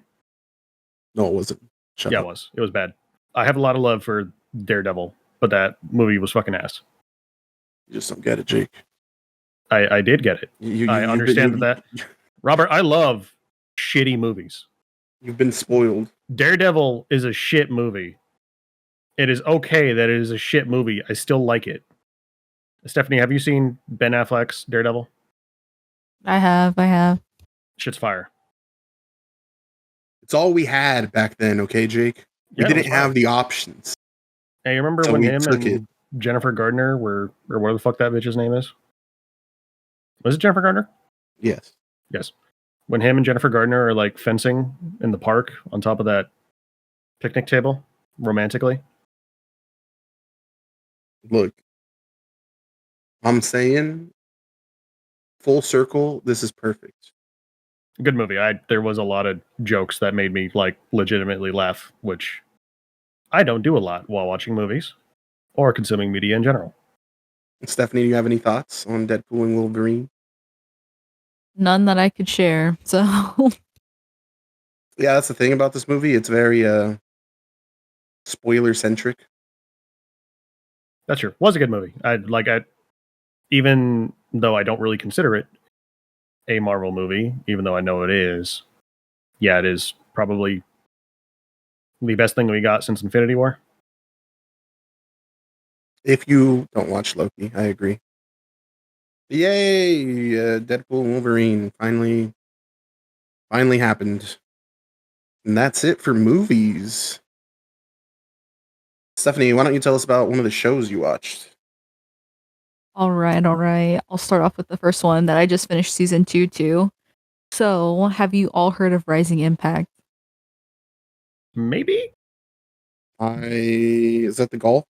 It is the golf anime that's on Netflix. I've seen it, but I haven't seen it. Like I've seen it on there. Did you say golf? It's golf. Yep. You Hey, heard you me want to correct. know a fun fact? I went golfing for the first time last weekend with my father. And then we went and saw Deadpool and Wolverine. How was the golfing? Golfing was fine. My shoulders are sore as fuck. I did not expect golfing to be as physically intensive as it was. Okay. Continue, Stephanie. I was about to say, Robert has made me look at golfing like so differently. Like, goodness gracious, he just brought up all of the things that could be happening on a golf range. I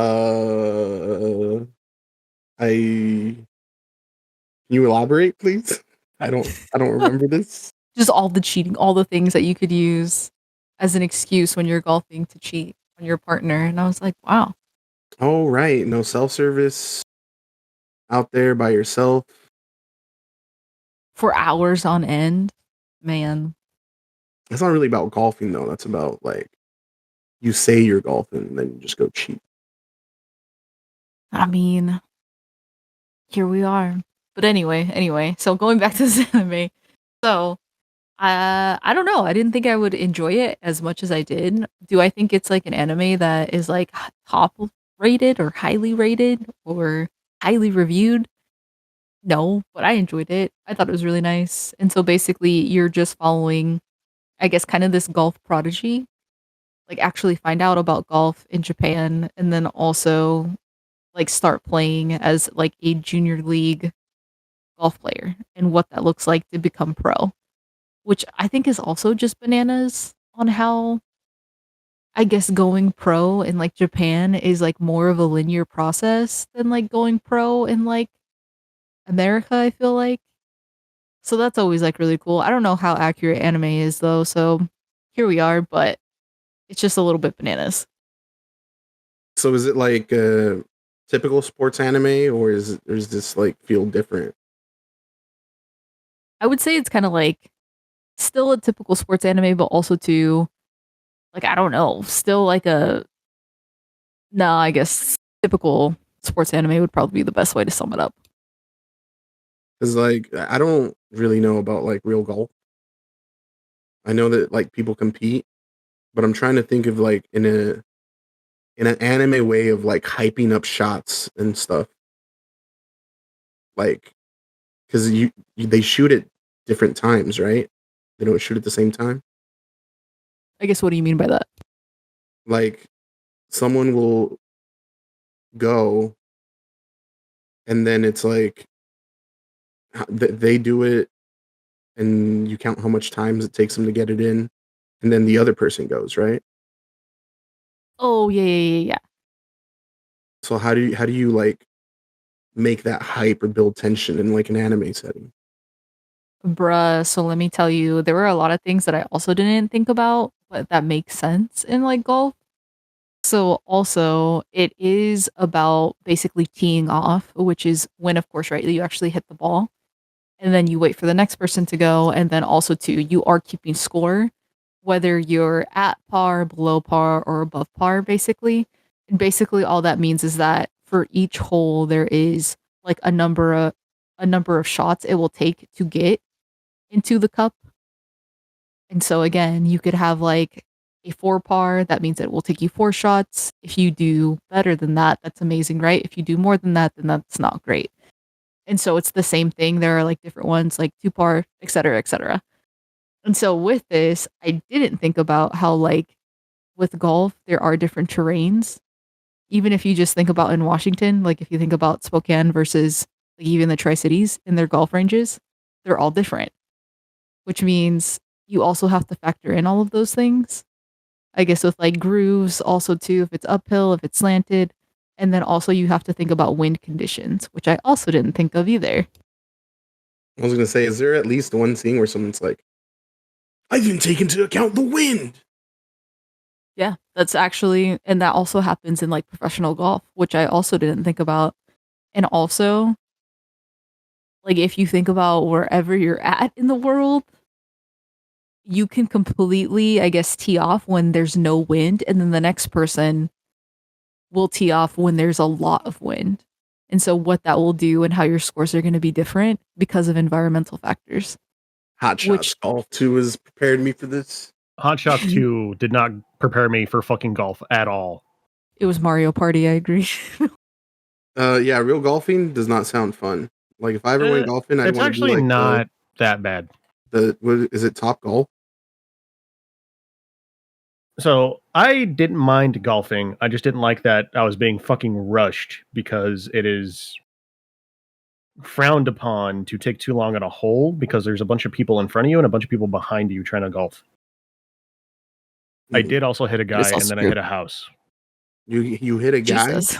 Yeah. Like, what happened? I said sorry. And they're just like, oh, it's cool. It happens all the time. Well, I just said sorry. And he just like waved. And I was like, yep. Jake didn't factor in the wind. No, I'm just kidding. Okay, you want to know? Okay, so there's wherever the fuck the place you set up to like drive, whatever the fuck that's called. I was there, and about 50 feet to the left of me is like the green for somebody to putt. And I am so fucking good at golf that when I drove, this ball went 90 degrees to my left exactly instead of going straight. Like it was magic. That's also in the anime. No, I was like, I guess what I'm trying to say is that I guess it wasn't something that I thought I could get hyperfixated on, and I did. And I was like, oh, this is really cool. And the way that there's like an anime factor to it is that everybody does have their different like abilities. And so Rising Impact is specifically like this OG ability for driving specifically.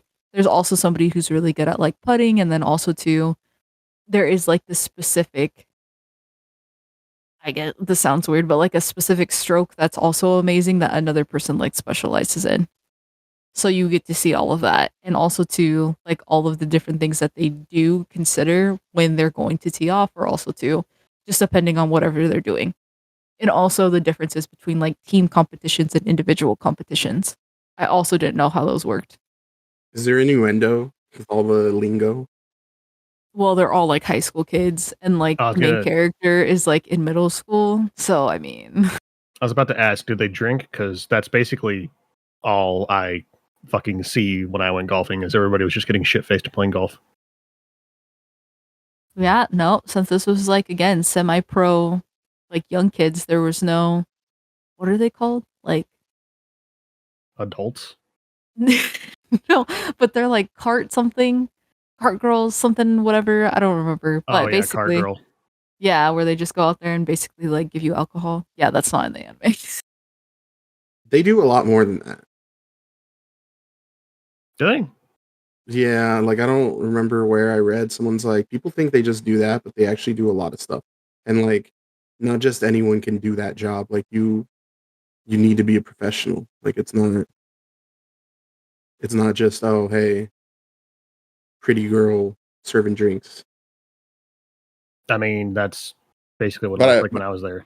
But I also don't know because I don't know golf. I don't know. One of these days, I'll have to like look into it. What the heck? You could, bro. What?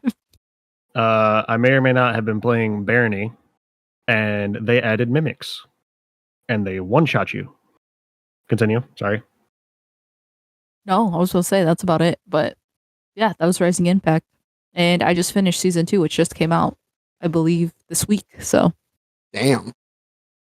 Okay. Well, Jake's only got one show, so I watched Dexter New Blood. It's a show that came out like a couple of years ago. It's been around. It's a continuation to Dexter. I had heard that people really didn't like how it ended, And so I was like, I've already watched Solid Dexter. I don't need to taint my already tainted vision of Dexter because that show is notorious for blowing its load in the first couple of seasons. But recently they announced Dexter Original Sin, which is a prequel to Dexter. And I was also not too excited about that because, I mean, Michael C. Hall is Dexter. And then they announced that Michael C. Hall will be Dexter in the prequel, but as his inner voice. And so I was like, okay. Now I'm kind of into it. And then they announced another Dexter show that takes place after New Blood with Michael C. Hall.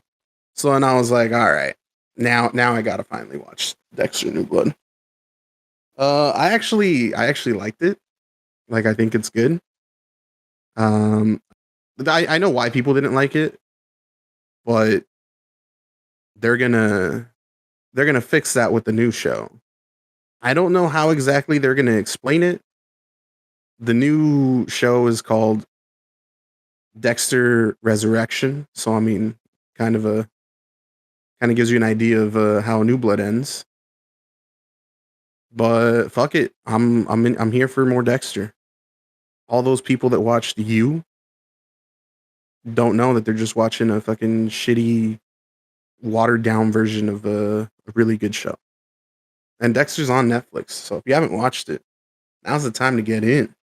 I also can't talk about what Dexter New Blood is because it spoils Dexter. I was saying, like, yeah, I've seen the show, but I've never or seen clips of the show, but I don't think I've ever actually watched it. Apparently, homie almost did actually just fucking almost kill a guy. Michael C. Hall? No, it was a different actor. But I guess he, like, there's a scene where he stabs a guy, but the knife he was using wasn't fake. Jesus. But the dude had, like, I think it was like literally his cell phone in his shirt pocket, and that's the only reason why he didn't fucking die. I did not know that. That's wild. Yep. So, fun fact.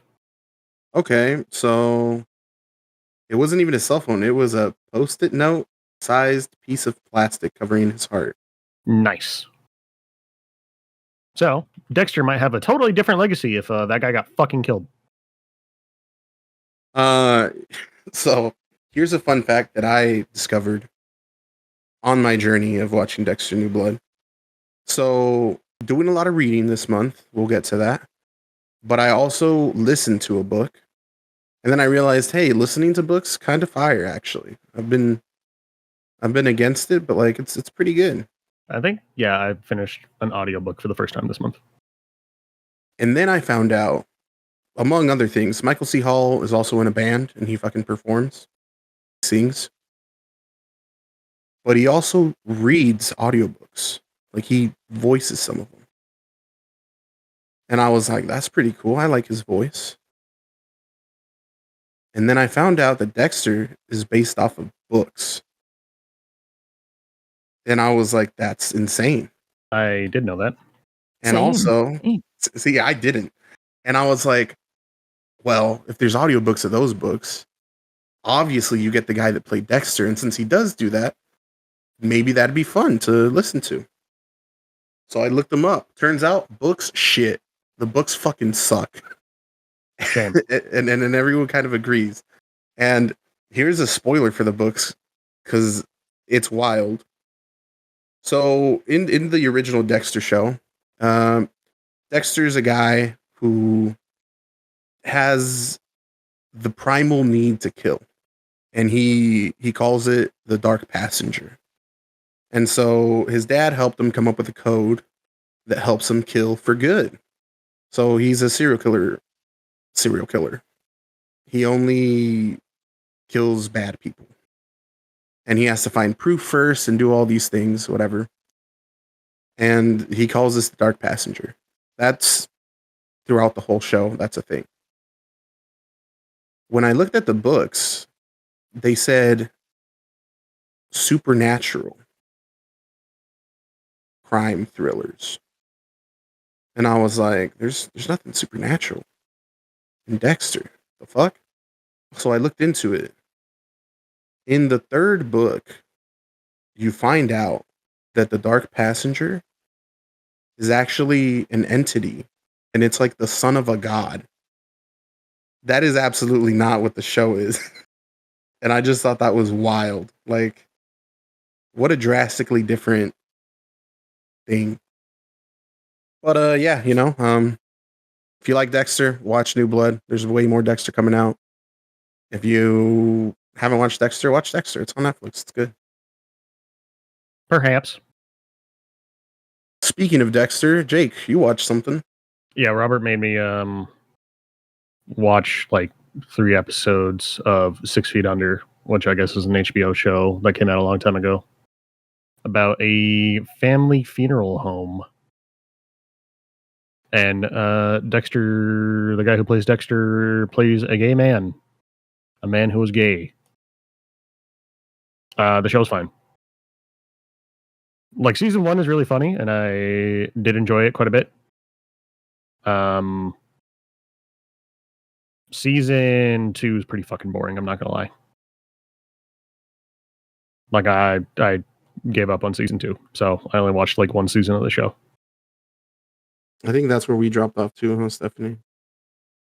Yeah, I think so. No, I never ended up watching more.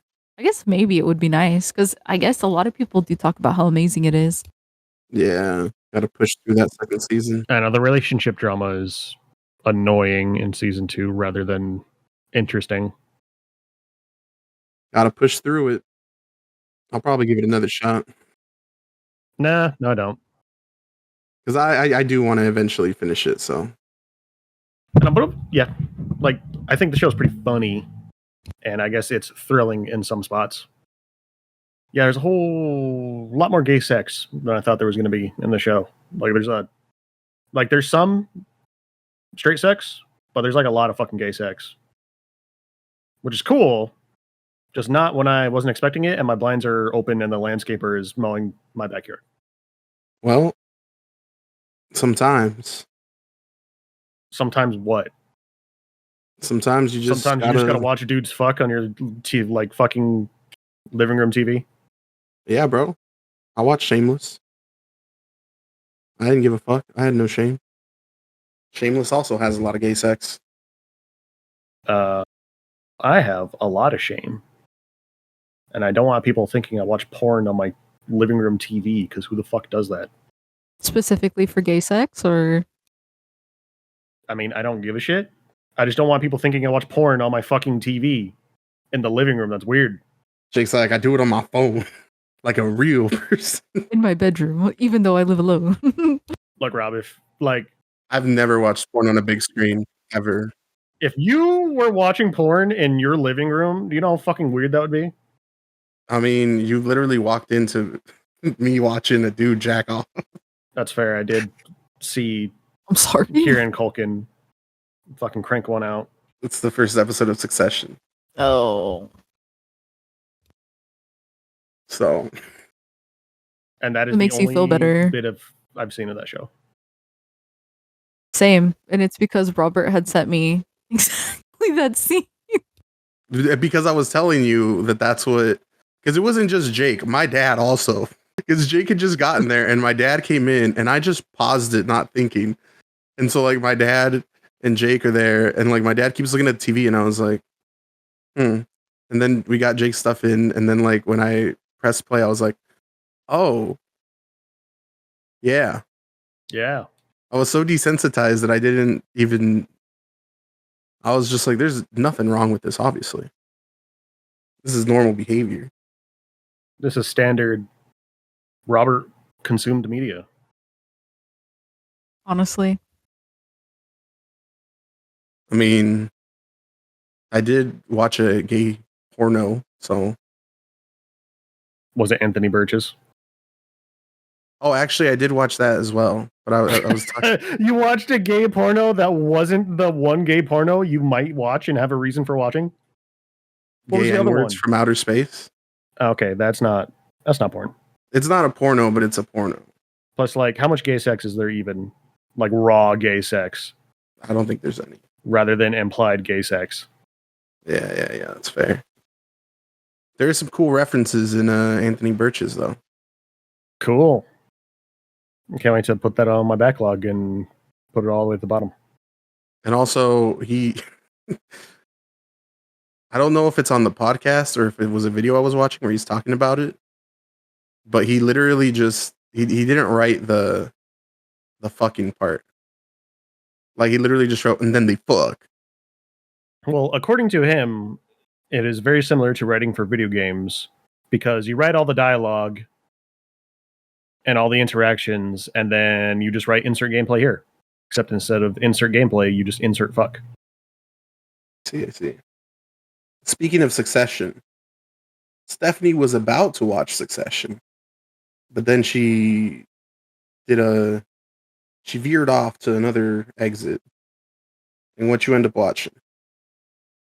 So I ended up watching The Boys. So when Jake, you were like, "Oh, I can't be like watching porn on my TV." This is exactly what it felt like for me watching porn on my TV. Nice. The Boys is like a really good TV show, and I've gotten done with watching season 3, but there is just so much all of the time happening with so many different things. I was like, I did not know what I was going to get into. And basically, Robert had suggested this a really long time ago. And then I was like, oh, well, maybe now's the time. And then I was like, what did I just get myself into? And what did I just watch? So here we are. Pretty good show, though. Plus, there's not that much gay sex in The Boys, right? I think I only recall like 2 gay sex scenes. Yeah, but there's just like a whole lot of sex scenes. There's a whole Not just lot gay of ones. sex. Yeah. There's regular sex. There's a whole superhero lot of- sex. There's Let me rephrase that. There's a whole lot of straight sex. interspecies sex. We are Yeah, I talking was like like- gay sex is not normal sex. Like it's all. We're not kink shaming. We're saying that everything that you could maybe Some Find on the hub. urethra play. it's just all on there. Whatever you're into, it will Some probably come up pegging. once. Season 4 has multiple moments where I would kink shame. Well, I'm looking forward to it. Here we are. Because I just watched season 4, and so one of the things I love about The Boys is its music choice. Its music choice is so good. Not only are they bangers, but they're usually a joke relating to a specific thing that just happened, and I love that. And season 4 just it fully embraces the fact that it's got a lot of the supernatural cast. And there's some little Easter eggs for people that watch Supernatural. And also, man, oh man, did it end like the finale for season 4 is up there for like peak television. So fucking good. Jake, you haven't seen season 4, have you? I know. So y'all are both in the same season 3 boat. Do you think season 2 is a lot better, but season 3 wasn't bad? I just really like Soldier Boy. But y'all don't have to watch Gen V, but Gen V is what would be next. And then season 4. And then Gen V season 2 when that comes out. And then finally season 5. The Boys is good. Solid. Yeah, I need to catch up. And then once you're tired of seeing Huey get the shit end of a stick and you want to have a good time and cleanse yourself from all the unholy things you watched, you can watch Huey in Adventures with Superman, because I just finished season 2 of that. And he plays Superman, and it's really good. Nice. Like, it's so fucking good. It's so wholesome, and it's actually good, and everyone needs to watch it, like, right now. Adventures with Superman, literally the opposite of The Boys. So how much kinky sex is there in My Adventures with Superman? Absolutely zero. That's very disappointing. And also, I sent y'all a picture. They like Dragon Ball. Whoever's animating it. It's on my list. It's on my list. But yeah. I think that's it for shows. Yay, nay. I don't got anything else. Same. All right, then I guess we'll talk about books. And I'll go first. I listened to I'm Glad My Mom Died. That's the Jeanette McCurdy audiobook. And I'm also glad her mom died. Some people shouldn't have children. This a lot of people say like if you look at the cover, a lot of the quotes will be like, "Oh, very funny. Oh, this is hilarious." This book is not funny. Like there's some jokes, I guess, but like it's such a bad time. And I feel so sorry for her. She shouldn't have had to go through all those things that she went through. And Jake, if you didn't like just listening to us talk about the Quiet on Set, this is just more of the same, and it's fucking awful. Sick. And God, I hope she's in a better place now. She talks a lot about her, just all the things that her mom did, and all the things that happened around her. And if you're interested in finding out more of that, then read the book. If you don't want your childhood ruined any further than it already has been, I guess stay away. Also, she does a fucking killer Miranda Cosgrove impression. Because when she's reading it, she'll do voices for people, and she sounds exactly like Miranda Cosgrove. And actually, I think that I'll mention one lighthearted moment. If you watched iCarly, then you probably have this assumption that, you know, Jeanette McCurdy is the extroverted, tough, out there person, and Miranda Cosgrove is like the nice girl. And she talks about how like she was nervous when she was first meeting her, and she was just fucking out there cussing, being all fucking chill and doing her thing. And she was actually the one that was like kind of like shy and trying to not be too loud, I guess. Well, she was in School of Rock. Yeah.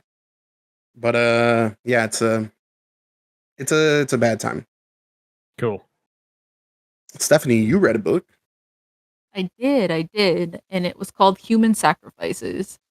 So basically, this book was translated from Spanish into English, but you can still find the Spanish original, I guess. It's gonna take a few weeks to probably get to you.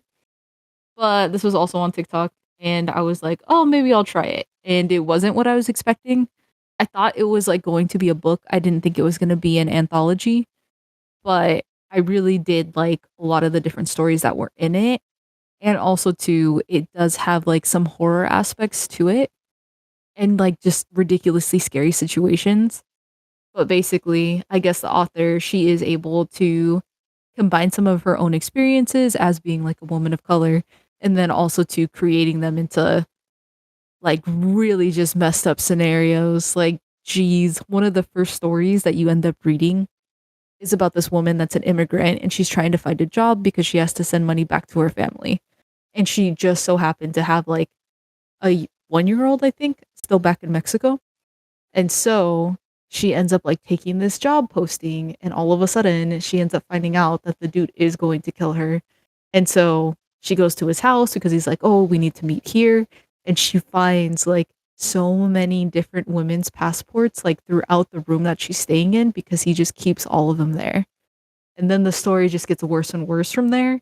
And then you get to the next one and you're like, Jesus, what could be worse? And then it just doesn't get better. So they are really amazing stories. And also too, it was like really interesting and it's not a long read. I think it was probably like 150 pages, if that. So It's pretty good. I definitely would read it again. Okay. I mean, fuck it. Yeah, sure. I'll pick it up. I like stuff like that. Another bad time book. Cool. Well, I mean, yeah. See, personally, I don't look for bad time books. Personally, I look They'd for. find me. Personally, I go for like cheesy, over the top, stupid anime bullshit. And Jake got to listen to one of those Yeah, I did listen to a audiobook. called Futuristic Violence and Fancy Suits. The first in another series by the guy that did John Dies at the End. What you think, Jake? It's a series? Futuristic Violence and Fancy Suits? Yes. Yeah, there's 3 books. I did not know that. I'm on the second one. John Dies at the End also has 3 books, but that's a separate series. And he's coming out with another book Definitely didn't know that either. that is its own series. Yeah, I thought it was okay. It's a very. It feels. The book has the same tone and vibe as like the Harley Quinn HBO show. It is very silly, stupid, and over the top. I agree with that. I didn't think it was a fun read.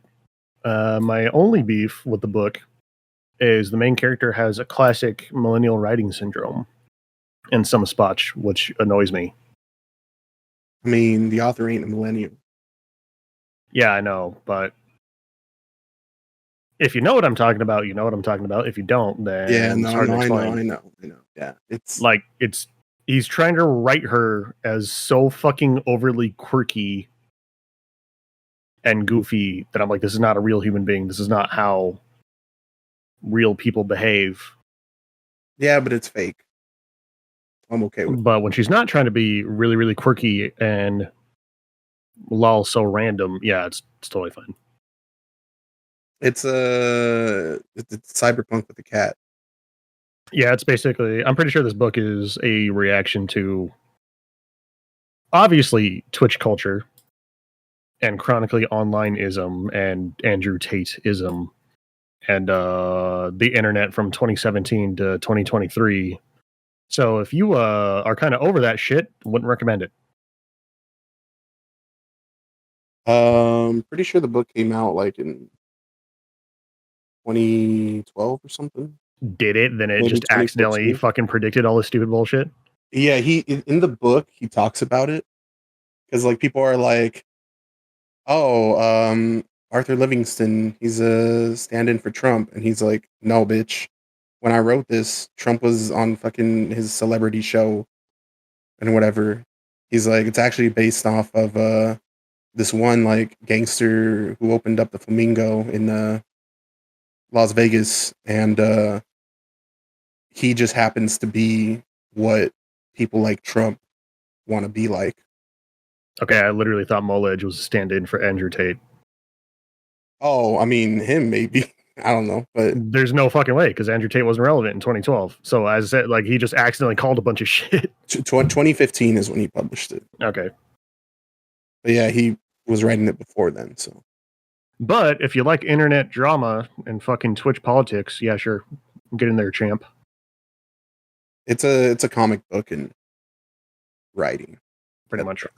And then see, Features of Violence and Fancy Suits was my choice in this little book club thing that Brienne and I sort of started. And it was my response to Song of Achilles. Because, yeah, bad time books.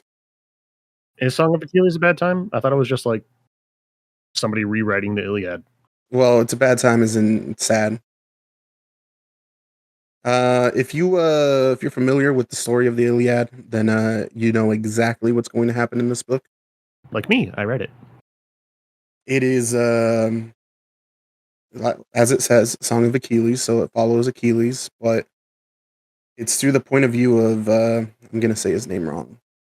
Patroclus? Patroclus?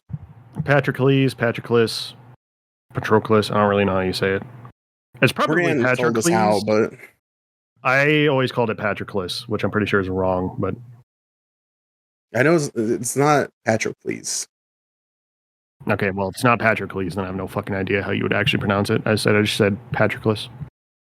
Stephanie, do you know the story of the Iliad, right? Yeah. Okay. If you want to cry and absolutely be decimated by the same events that you already know, Song of Achilles is here for you. I have lots of thoughts on this book, but can't really talk about them without spoiling it. And I say that even though we all know how it ends, because that's where the book gets you. You know what's going to happen, and you know when it's happening.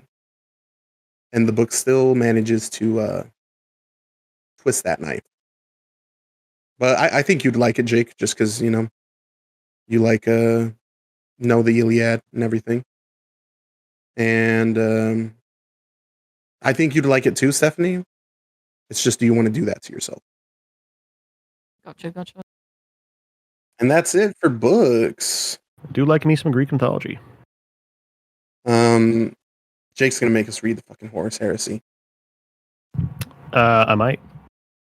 And no, I'm going to make you read the first book in the Horus Heresy. Jesus. There's like 65 fucking books in the Horus Get Heresy. the fuck out of here, bro. Why would I ask you to read all 65? That's longer than One Piece, probably. Probably. All right, we've wrapped up another episode. Congratulations. Woo. Tune in next week where Jake will be in the I hospital. describe I'll be in a hospital with 2 broken knees, mad at Robert for not knowing how to play a fucking E minor. All right, that's it for today. See you guys later. Goodbye. Bye.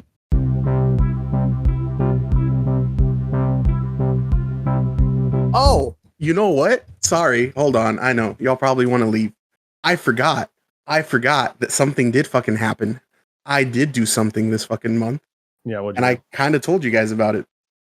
I feel bad because I feel like I had my friend Connor call me out of nowhere on a Wednesday night at like 6:50, and he hits me up. He's like, "Hey, how's it going?" And I'm just like, "Oh yeah, pretty good and everything." Blah blah blah. And he's like, "What are you up to, by the way?" And I was like, "Oh, actually, here in about 5 minutes, a priest is gonna come have dinner with us, Oh, and then he's gonna bless the house." And he's like, "Oh, okay, cool." And I was like, "Oh yeah, he's pulling up now, actually. So I'll catch you later." And I like, if I was Connor, I would have been like, "You can just say you don't want to talk to me, bro." Because who the fuck does that? Mexicans. But we do, and we did. So we're having dinner with this priest. And for one, just off rip, my dad goes like, "Oh, can I offer you something to drink?" And he goes, "If you got a beer or tequila, I'll take it." It's like, all right. nice. All right. Base priest. I was about to say the Christ blood, something like that. That's fine. It's fine. And so we're here, we're doing our thing, having They dinner. called Tila the Tears of Christ.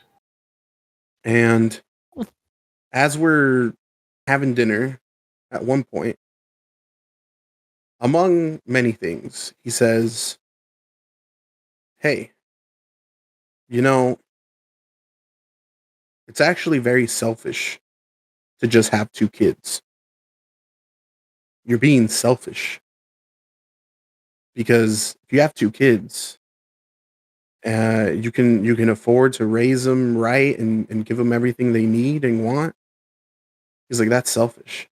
You got to have at least 4 kids so that like you don't have enough money to do that, and you're like, you have to think twice when they ask you for something." And Jocelyn and Kai, they only have 2 kids. And I'm just sitting there like, or you can like, just raise your 2 kids right. But it's whatever, That to me that was a wild take. But then he looks over at Jocelyn and me and he's like, "Hey, just so you guys know, you know and he's like, you're gonna get mad that I say this, but it's true. It's true. People only take care of their parents when they're older if they have something to get from them, like property or money. Sorry. If not, they're like, I don't. Why do I got to take care of them? And so we're like again, not saying anything because we're being Are polite. you like, you I know? take care of my parents right now? We're being polite. So and so we're just like there, and then he's like, oh, and like right now, you guys think you're close, and all that, but like then later on, when something happens, if Kai over here is gonna be putting ideas in your head like, how come your brother got that? Why don't you get that? And he's like, and if you're gonna get married and you're gonna have a wife, and she's gonna put ideas in your head and be like, why does she get that? And then that's gonna cause a rift between you guys. And I'm sitting here like, homie, you just gave me a whole ass wife, and you already know what she's gonna tell me. You should have just told him you were gay. And so we're just like dumbfounded, really, because I've never in my life had someone come into my house and then say these things to us. And I'm just like, okay. And then this one, I'm just gonna throw out there. Y'all can believe it if you want. I fucking don't. My dad mentions how like, oh, Jocelyn here, she didn't believe me that like priests have to like learn exorcisms and stuff. What do you got to tell us about that? And he's like, well, yeah, you can, and they do. He's like, you have to like elect to do that. And he's like, and me, he's like, I didn't really believe when I went the first time. He's like, I was there, and he's like, and then at one point there was a bunch of us, and we were all holding hands, and we were like praying, and there was a woman floating in the sky, spinning around in circles, and like, he's like, that stuff you see in Hollywood, that ain't nothing compared to the real thing. And he's just going on like giving details of this thing that I'm sure totally fucking happened. But Well, I'm it just did. like, What do you huh? mean? It did. What do you mean? Bro. I'm sorry, I just cannot. I can only imagine like this dude is like, the breakdancing in the Olympics right now. That's exactly what she was doing, but she was floating. It was just I don't know. I don't know. The rudest shit I've ever heard in my life has usually come out of a preacher's mouth. So the last time I was in a church for like a service, the entire sermon was about how weak and stupid women were. And I was like, nice. That's based. Insane. I mean, I just think it's wild though that it's like in your own house, you know what I mean? Like you invite this person over to be like, "Hey, can you do this for us?" And then all of a sudden he starts like giving you tidbits of wisdom that sound like they're more placed in his life than they are like anybody else's. And so that's just kind of wild. Well, no, and I kept my mouth shut the whole time. I didn't say anything. But like the whole time he's talking about, kids and how selfish it is or whatever. And then he literally went like, yeah, see, I know because I have a nephew that like something, something. And I wanted to be like, yeah, bro, you don't have any kids either. So I'd be like, "You're the selfish one out of all of us. How long have you been on this earth? All of this Well, stuff, Rob, you like, got to hey." have 4 little Roberts. You got to have a Bob, you got to have a Rob, you got to have a Roberta, and you got to have a Boberta. Boberta. It's a beautiful name. Mm-hmm. Name of Oral's mom and Moral Oral. Oh man. But yeah, I had forgotten about that. Because what a wild, wild time. I did like one thing he said though. Because he also was like, you got to get those kids baptized. And he's like, you haven't baptized him yet? And Jocelyn's like, no. And so, and he's like, look, the reason that we baptize these kids, he's like, it's not because like, yeah, I get it. Like, people don't want to baptize them. But he's like, let's say, God forbid, that your child dies before they get baptized. He's like, they don't go to heaven. And so I was ready. I was primed. I was like, oh. I was like, here we go.